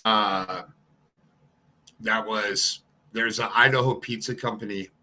I just want to mention this just for 1 second here. Let me share my screen for a second. So here, this is in Idaho. It's called the Idaho Pizza Company. And I wanted to bring this up. They did do a whole bunch of stuff for yesterday's event. If you're local in Idaho, you will have seen this. And I hope that if anybody has pictures and stuff, I would like to compile a video together and to show the Idaho Pizza Company and everything that they're doing. So I wanted to bring that up. Give me one more second to get the poster here. I think Sunshine, if you're listening, oh, here it is. All right. Here is the poster. Steve, I will send you the original copy. This is made by Sunshine. If you're not subscribed to Sunshine, please subscribe to Sunshine. Here is a poster that I'd like for people to share. Not a suspect, just seeking information from this individual. So there's a little description of the person up at the top there. This is definitely something, and I'm going to go full screen without me in here so we can zoom in some more on the poster here. I know it's pixelated. There's the description. If you're not subbed to True Crime with Sunshine, there's her link. Bling put it into my chat there. One of my moderators did. Here, you'll see at the bottom of all of her posters here. And if any of you guys share her posters out there, just please give her. She works really, really hard in putting the posters together for missing people that don't have them, or to make them more colorful to get out there to people. So Sunshine does a fabulous job. And anybody that shares posters and stuff, always give her credit. It's not easy to make the posters, and she spends a lot of time doing them. And I'm so grateful that she does do them. This is the poster. If you're watching right now, take a screenshot, however you want to do it. If you want a copy of this, my social media links, my email, it's all linked in my About section of my page. I will definitely have no problem sharing this with you. I will go ahead and throw this back onto my community wall here on Facebook, or on I'll share it on my group page in my Facebook. I'll share it in my community tab here on YouTube, and with the link to Sunshine's. If you're not subscribed, please subscribe to her. Also, I will tweet this out today as well, and there will be a TikTok video done as well. I wanted to show that. Give me a couple seconds here. I did say I was going to show you a video that I do want you to see as well. And if you haven't checked out Monkey Mail, find michaelvaughan.com. Novelist True Crime is the one that runs that website. And if you haven't been there, it is a very good place to go. It is has been running through my chat here to that website. There is more posters there as well, and I will get that over to Steve as well, so they can present that tonight on Mob's place, where they will be discussing another case. Hold on here one second. I just have to go through some messages here just real quick in order to pull up the videos that I want to show and that were sent to me. I did ask permission with Brandi to share these. Hold on here one second.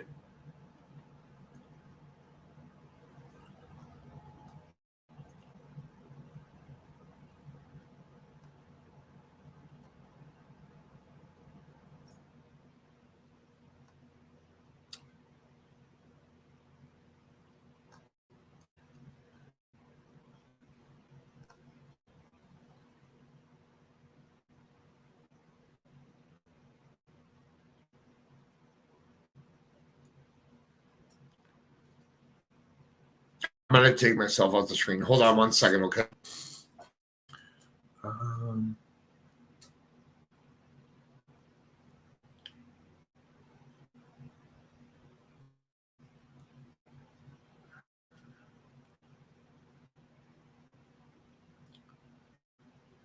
It's loading here. Hold on here one second.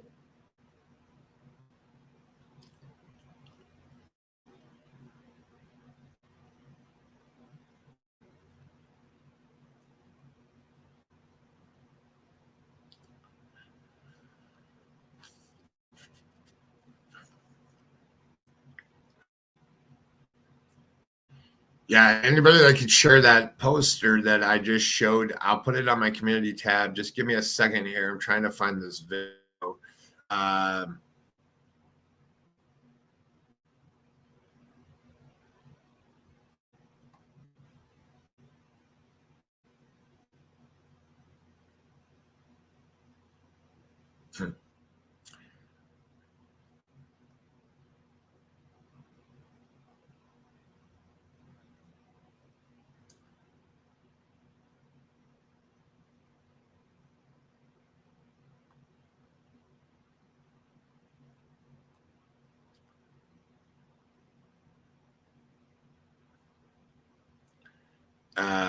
Thank you, everybody, for being here. Granny Boots, welcome in. You might have been here for a while. I just now saw your comment there. There is that petition. Everybody that's here, we got 20 people here. Go over and definitely sign the petition.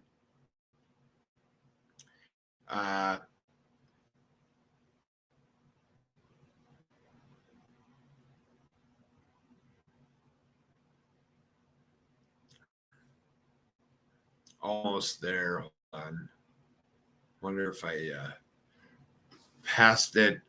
This is important to me to show you guys so that you guys kind of feel the privilege here. I'm on 100 subs away from a community tab, so I can share more. Well, here, anybody that's watching this, I'll do my best. We'll get you a community tab so that you can start sharing the posters. I will get Steve to share that as well so that we can get you to 100 a community tab, because that's important, because there's so many missing people out there and sharing the stuff. So I have the video. I'm going to mute out my second screen here just for a second. So you guys just give me 1 second here.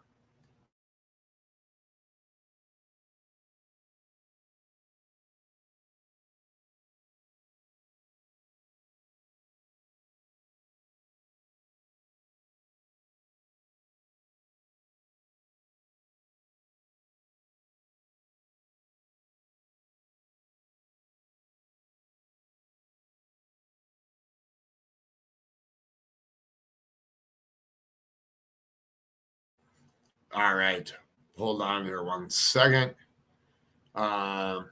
It's still buffering here.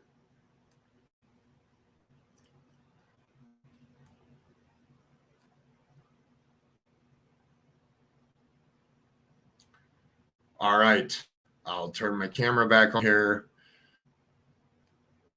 I will add this back to stream. You should all be able to hear this now. I'm going to mute for a second. I will put myself on screen here. There we go. I'm going to play this. Now, Daddy?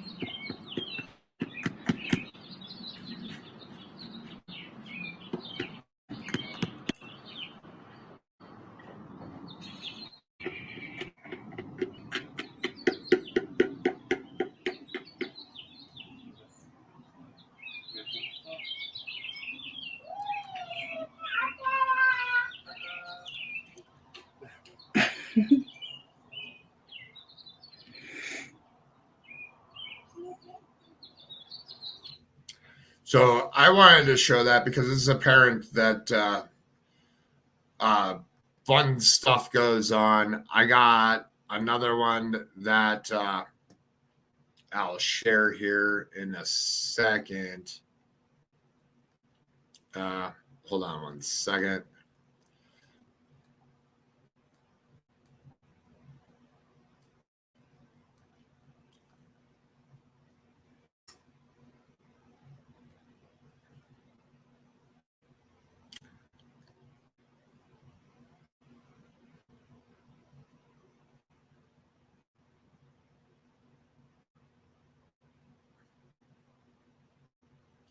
All right, I get that one to load. So that will be it for those pictures there.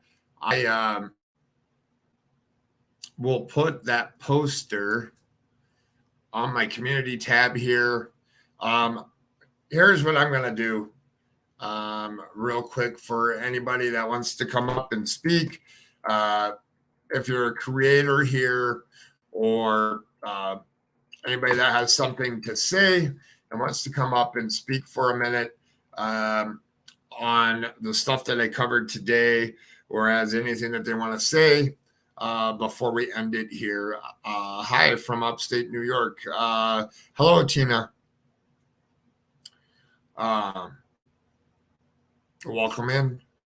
I did post the link there, and anybody's welcome to come up to ask any questions or has anything else to say.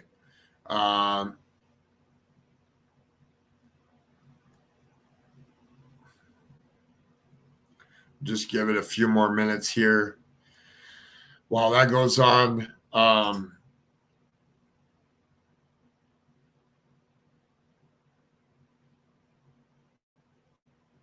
And I will be following. All right, checking you.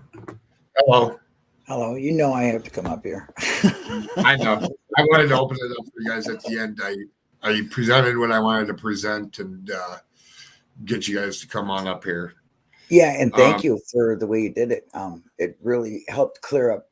Well, let's just put it this way. I don't think you can ever really help clear up some of the naysayers and people that are out there, but it did. It answered a lot of questions. And for me, it just made it more clear that Michael was abducted. I truly have always thought that, but I mean, now maybe people have those questions answered that they, the tough ones, you know what I mean? Yeah. Well, I wanted to, my point of doing it is you have people that use clips and bits and pieces of the interviews and stuff, and then they ask a question, and the question to be a controversial one to get comments and stuff in their in their for their video and stuff. And I just it leaves the speculation spectrum up. And everybody, for some reason, I had missed subscribing to Shannon. That has been corrected. Steve, if you're not busy, you're more than welcome to come up here anytime. I think I posted the link here. Exactly what you're saying. They, I mean, that is what those creators are all about anyway. They want to keep a story going. It's like a series, They pop in questions that are very open, no real... they don't look at the facts and take them as that. They have to pick apart the facts, as if the truth needs any additives. Do you know what I mean? So I think it's hard for a lot of people just to accept the truth because they want to know so much information that law enforcement keeps to themselves for very good reason. I have always said, if you're not hearing anything, oh, that's good. Okay, that's good. That means that they are doing their job, and people don't like that. Okay. Because I think more information the public gets, the more damning it is to the victims, the families, you know what I'm saying? And the case in a whole for justice, because me, I'm for through the court system and make sure it's a correct conviction. You know what I'm saying? So yeah. I think it's great. I think the interviewers did a great job. I think Brandi and Tyler did an excellent job. You couldn't be more honest, right? I mean, Tyler says, because I don't want to fucking be a part of it, I mean, I'm like, yeah, so he feels guilty, That's because he was the last one. You can't help it. Walsh's wife, Adam's mother, never spoke because of that fact.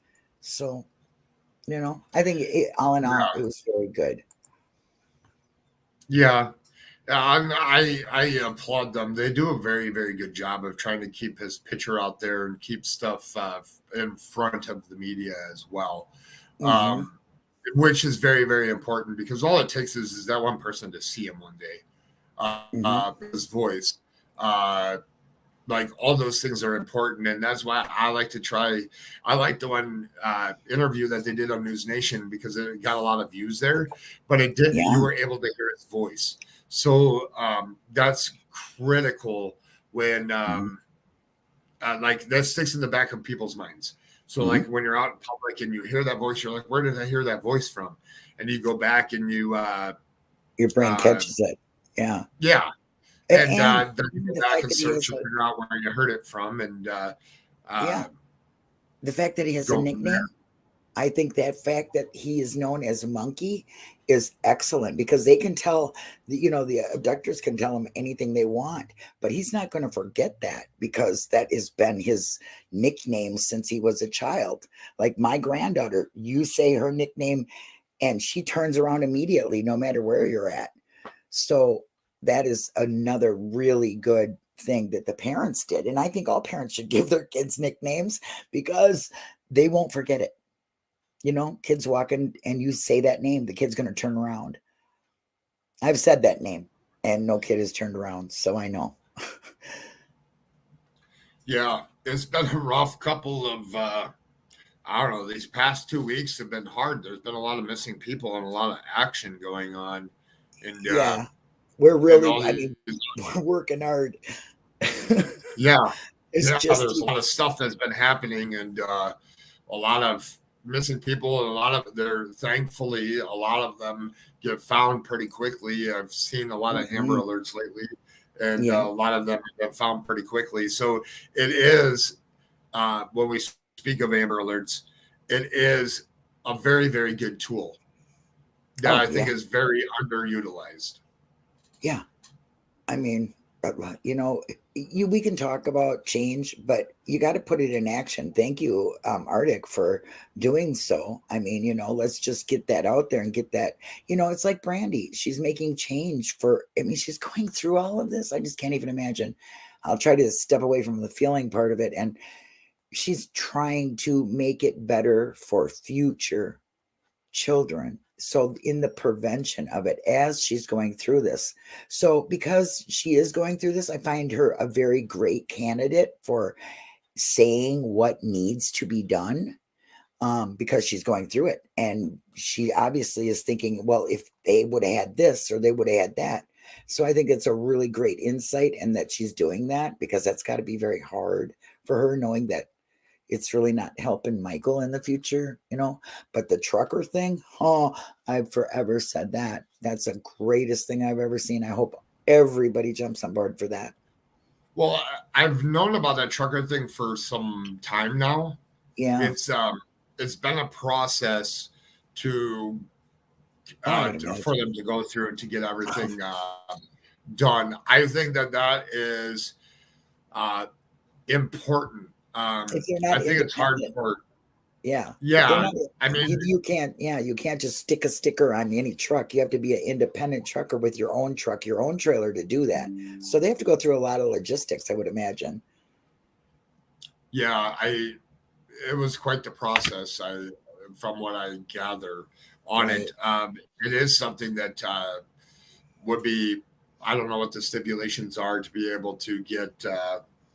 To have that done but I do know that they use it in other people's or other children's missing cases as well. Well, and I think they do it for anybody. I think. Yeah, the more that faces out there, I mean, I've seen people like in the wrongful convictions, their cars are plastered with that, like Ryan Ferguson, his dad drove around a car with him on there, screaming his innocence everywhere he went, and it helped, and billboards and all that stuff helps. What really has been helping us as a team, what we've been doing lately is our subs and people and other creators who are sharing. So I want to just shout out, thank you.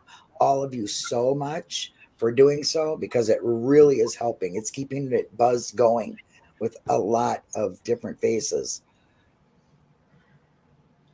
Yeah, and if some of you probably don't know this, but I did do a video on the Navajo reservation with them, the FBI teaming up there with local law enforcement.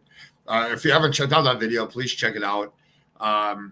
That we're in the process our team here is in process of making posters, and thank you, Sunshine, for doing that. And you guys will start seeing a lot of posters coming out as they don't have posters.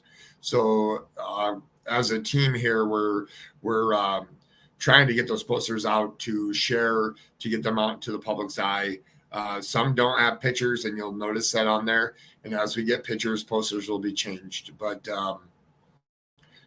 look for those becoming on social media stuff as well. I just did a video with the posters that Sunshine gave us last night. So, you know, Perfect. I mean, they don't get enough attention, you know. So I've been really trying to keep up on that thank you level for the, you know, finding that website, you know. Yeah.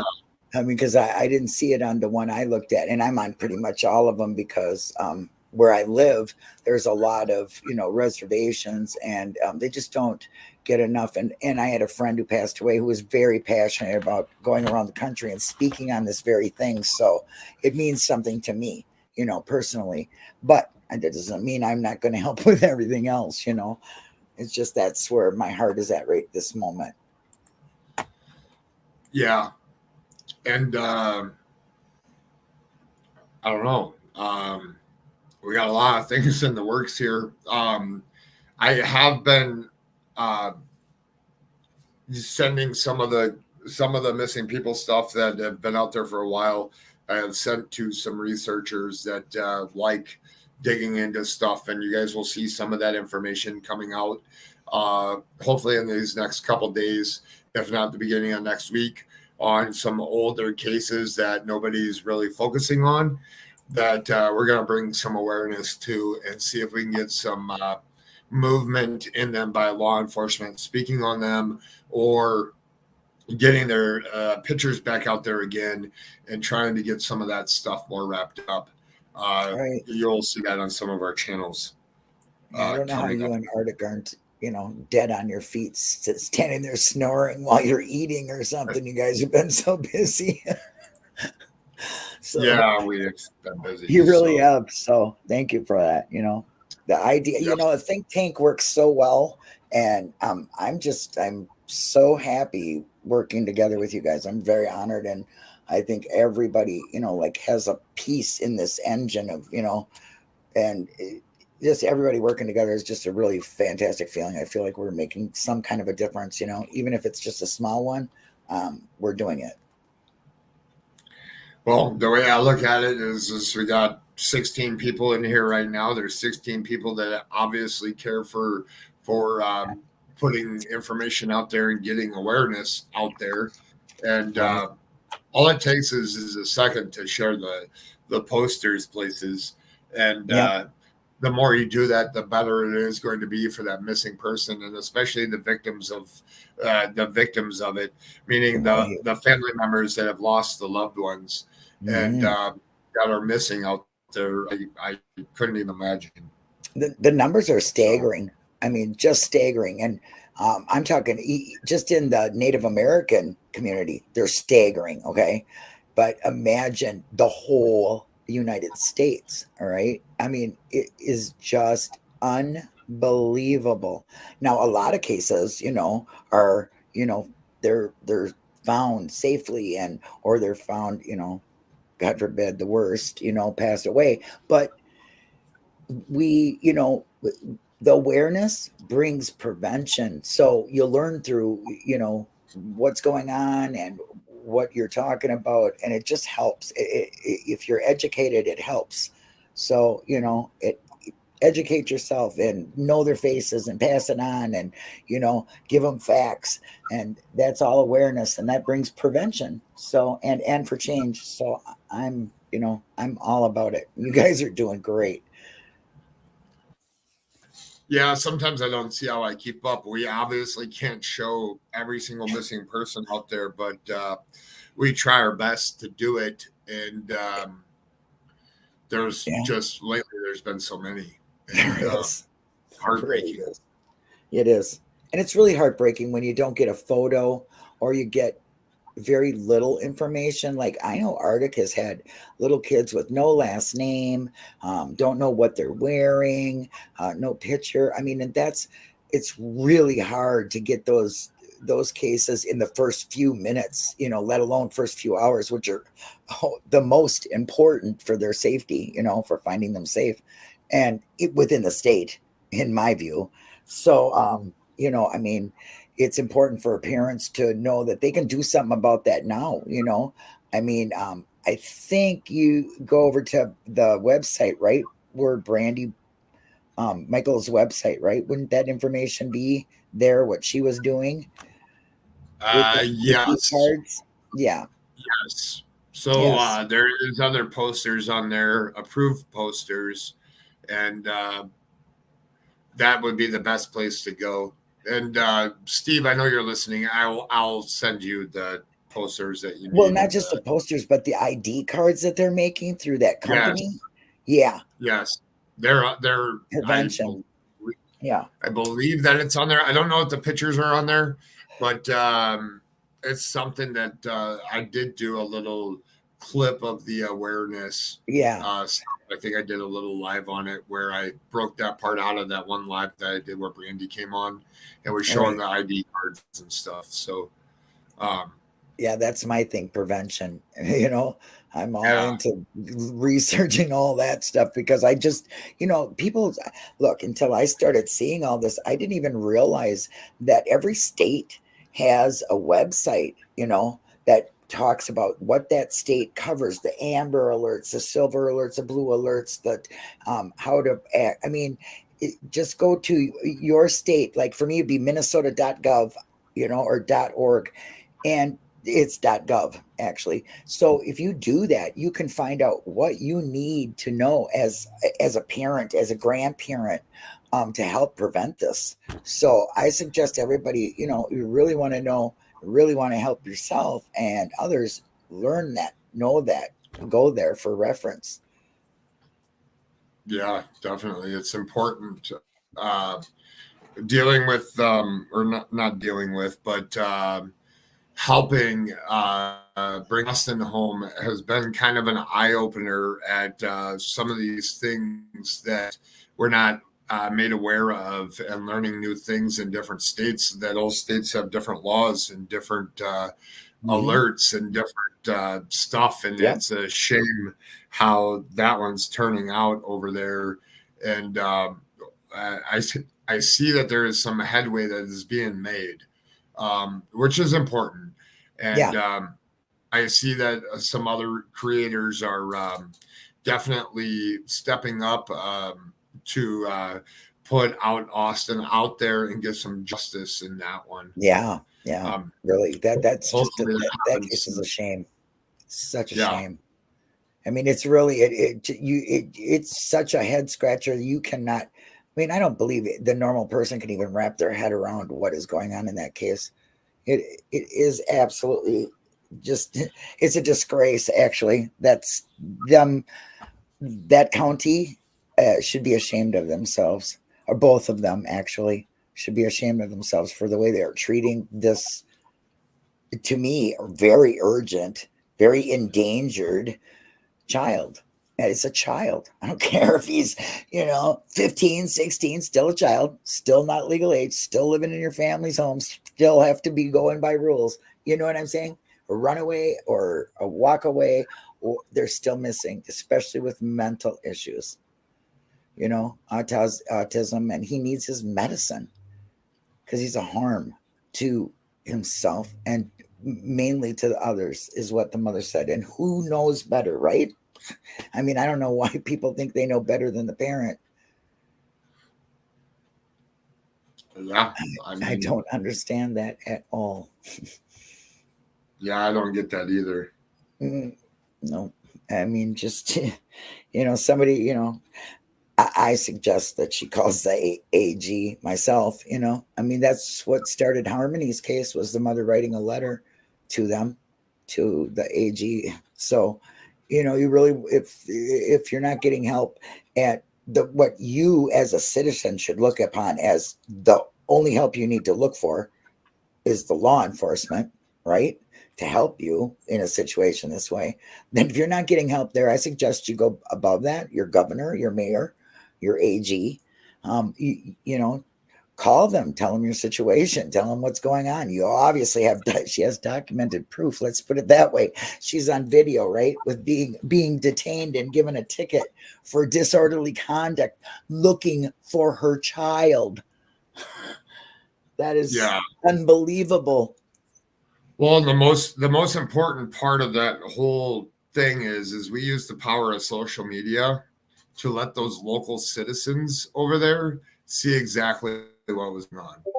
And it's very important, and I think it's gaining traction. The news stations are stepping in and finally putting out stuff, but it took a video of her actually going there herself, and us spreading it, a group of us spreading it on social media. Like fire. Yeah, we got it out there. It was really important to get that done. And and you going on a larger channel really helped a lot, because he had a lot of viewers, and that really helped a lot, So thank you for reaching out to the, and thank you, Ikmel, for allowing the case to be said, and that's just great. That's what this is all about, getting the word out, passing this stuff down the information highway. Information highway is free, but so is credit. So when you see them posters, thank True Crime Sunshine. She works so hard on them, and they're beautiful. They're eye-catching. They're informational, big letters, informational. They're fantastic. Yeah. They are truly great. Yeah, we couldn't do, that's my point. We couldn't do, each individual creator could not do anything if we didn't have the other creator helping us. We couldn't do what we do. I mean, we got ideas and we share them, and we just do it as a group. And this is like, I really feel we're making a difference, and I'm really great to see other people who want to jump aboard that have great intent, Yeah. Proven wrong, we can work together, because that's what community is supposed to do. It's supposed to take a village, right? Well, we need a bigger village these days. The world is a meaner place, and we have internet. We can reach so many. Being positive. Everybody says clicks and views. I want the views. So does Level. So does Arctic. Everybody. But we want it for a different reason. We want it so I see it. That's all. That is all. Just more eyes, more ears, more information. We're information junkies, Level. Did you know that? I know. If people only knew, like, the amount of information that we gather and share with one another throughout the whole day. Oh yeah. And how hard it is. I mean, like, at some point, like, you were gone for a week, and it was like craziness for trying to catch up, because you missed a lot of stuff. But it happens, and it's just catching somebody up quickly and moving on to more stuff. And it's a constant moving. Quick, but, it's a constant forward path, right? Oh, well, hey, let me tell you, I said it in a comment. I'm not sure if you've seen it, True Crime Web, but with your years of experience and the service that you gave to your community and your knowledge, that is greatly needed. And working with somebody with good intent and wants to I watched your live stream yesterday, and I absolutely respected so much what you were saying, because of no initials. You are one creator that will not allow misinformation, just like us. We do not push that. We don't push narratives. We give facts. And I respect that. Thank you so much for being the creator you are. All right. I haven't done this, but we're going to do this now while we're live here. I haven't been here yet. So I shared what I'm looking at here in chat. Donations, merchandise, contact about Cyclops Zone 1. Florida, Georgia, Alabama, Mississippi, red markers are age 0 to 12. Blue markers are 13 to 17. Yellow markers are 18 plus. Yep. Wow. And look at how close they are to highways out of state. Yeah. That's my whole thing. I think that needs to change because they are so within reach of getting out of state fast. And I believe they need to just shut down highways when an amber alert goes out. Boom. Start looking in the cars. Everybody that's watching, I clicked on some of the stuff. So this has just been made not too long ago. So what I'm showing you here is he's got looks like 12 different zones here. Not all of them have markers or stuff yet because they're still in the process of building this. So I just want to see. So these zones. So zones 1 and 2 are ready to go. So what did I click on? 1? Is that what I clicked on? You must have, I think. Maybe he just has 1 that's up and running with the map. Yes. And But I know very that they are valuable states. Well, you click on it and it brings up the missing person. Yep. So Steve, I'm going to send you a link today to another website that we follow and watch that will help. Yes, it's an evolving project.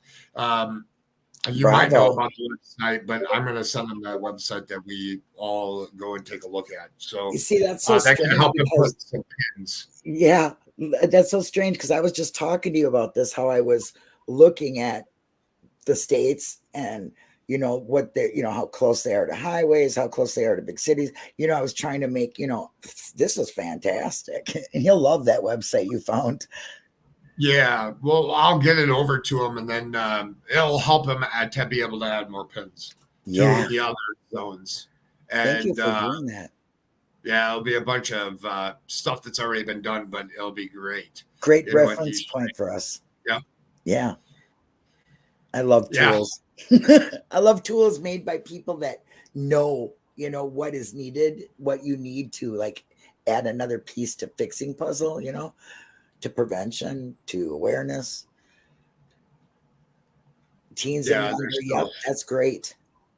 Because that's what I was doing, looking at how close they were to highways and the ages of the children and the locations. That was very important to me for some reason with all these cold cases, Yeah. I really like this website. We are focusing on teens and younger. Yeah. I caught that in your live, in the replay of the live the other day. Bravo. And yeah, this is awesome. It really is. I love things like this. See, I'm an information junkie too. Yeah. And if anybody's watching the Delphi stuff, Steve's done a great job in covering the Delphi stuff over there. And I believe he'll be on tonight over at MOB. I don't have their link right now, but I can put it on my I'm going to share that live on my community tab because I'll be over there watching this evening.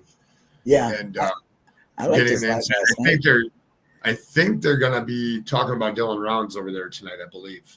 Wow. Hopefully. I liked his live last night because it put out the burning question: did that case have anything to do with that case? And I loved it because it was factual. I fell asleep earlier. I was going around checking what people were covering last night, and I fell asleep. So I have a lot of replaying to do today. And do you want me to send you a list like you did me? That was funny. Yeah, I'll be watching that tonight too. I like that. Oh, there you go. There's Mob Crew's link. That if you guys want to see some good content tonight, I believe it's tonight that they're going to be on there, or just some good content on missing peoples, on how you search for missing people, and boots on the ground and stuff. Definitely go over there to Mob Crew. He does run a very, very good channel. He's a very good human being, and I like going over there. Oh, I like it there too. I got to get True Crime Web now to get him on my show to interview him. Yeah, you should. I do all of them. Huh? Yeah. Yeah, I have his email.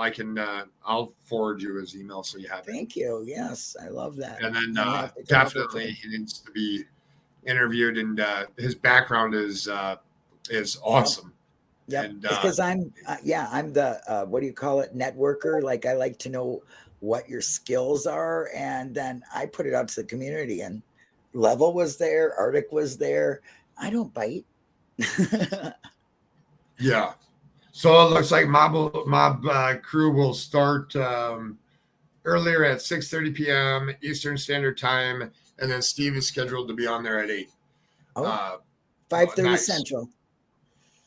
Because I'm Central, yes. Midwest. Yeah, that's Midwest. pretty early for Oh, for Chris. great. That's great. So you're a team, so it would be you and your wife, and that would be like really great. So yeah, I will email you then. Yeah, I have his email. I'll shoot it over to you. Yeah, go check out my channel. I have hundreds, well, not hundreds, but a lot of interviews. I call myself the supporter of supporters.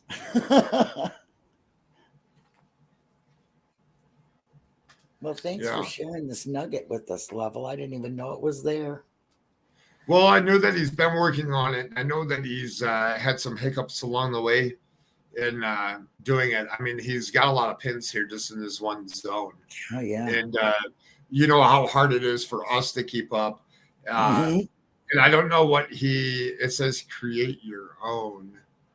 I don't know. I'll be talking with him about this and see how we can help to get the what it takes to get the pins put on there. What information that they all need. I'm sure there's a spreadsheet someplace. I don't know too much about this. This is the first time I've actually gone to this website. I'm definitely going to be taking a look at some more stuff on here, just as well as everybody else. There's Steve and Mrs. Steve.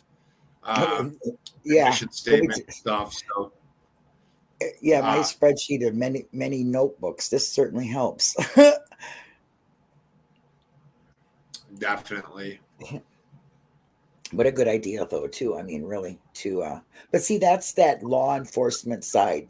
You know, even though I don't have it, I was still thinking the same. I was like, there's got to be something put together here, you know.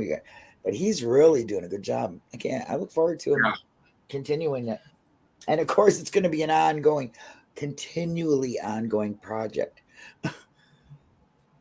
Large one to take on.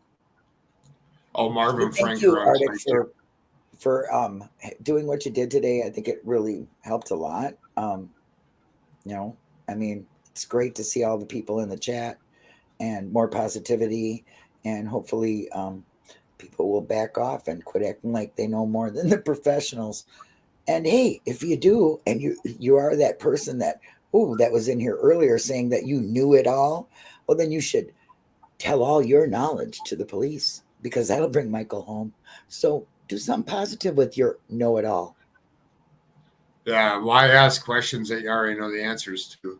Yeah, that's what I said. I said, why? If you know it all, you should be turning it over to the police, not sitting in a chat acting like an ass. Sorry. No, you're fine. Yeah.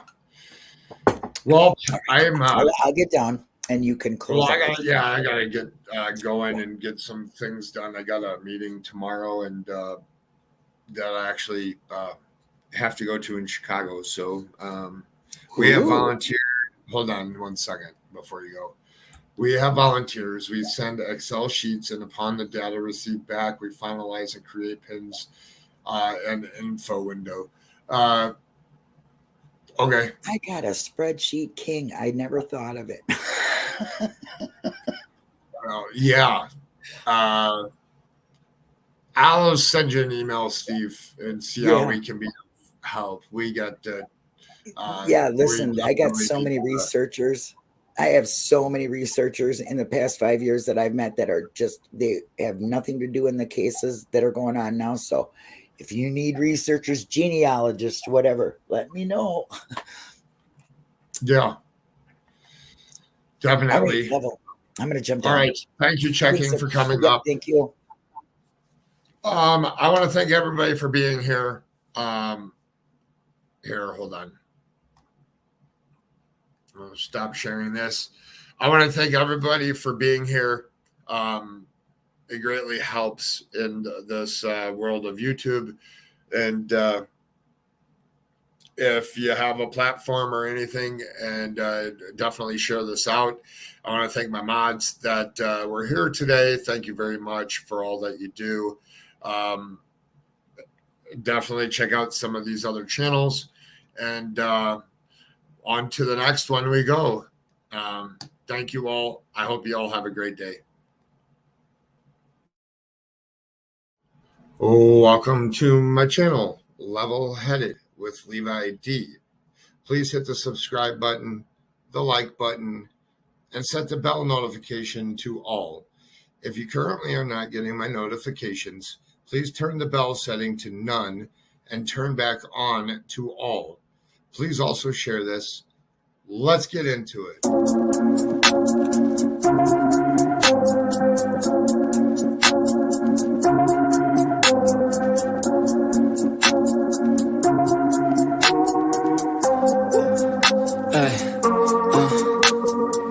Don't wait up, I've been working hard every day, living dreams for a pay stub, yeah, straight up. 5 years later, like I said, I would make it on my way up. It's all up, coming from the nation, made a foundation, true stuff, yeah, too tough. We ain't giving up on our dreams, everything is ahead of us. Stay true to your path, it's not where you start, it's all where you're at. It's where you end up when your back's to the mat. Do you cripple or flat or get up off your back? Deliver these facts to see them react. The stadium's packed, they all gonna snap. The motivated attract, the escalated attack, the frustrated hit back. Yeah, we move fast. I wanna change everything. I swear I'll do anything just to get where I wanna be. I won't stop till I'm free. I won't stop till I'm free. I won't stop, no. I won't let go. I won't drop, no. And I won't let go. I won't stop, no. I won't let go. I won't drop, no. And I won't let go. It's automatic, I'm always getting after it. If you ain't working, I don't understand what's happening. There's not enough time just to be imagining. You gotta take some action towards practicing. I know it's not easy, but you gotta get out there. Make your own meaning, can't afford to have doubts. They'll interrupt dreaming, I just wanna look out there. The crowd all screaming. I wanna change everything. I swear I'll do anything just to get where I wanna be. I won't stop till I'm free. I won't stop till I'm free. I won't stop, no. I won't let go. I won't drop, no. And I won't let go. I won't stop, no. I won't let go. I won't drop, no. And I won't let go. I won't stop, no. I won't let go. I won't drop, no. And I won't let go. I won't stop, no. I won't let go. I won't drop, no.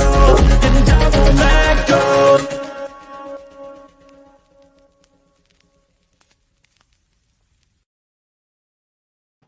And as always, if you see something, say something.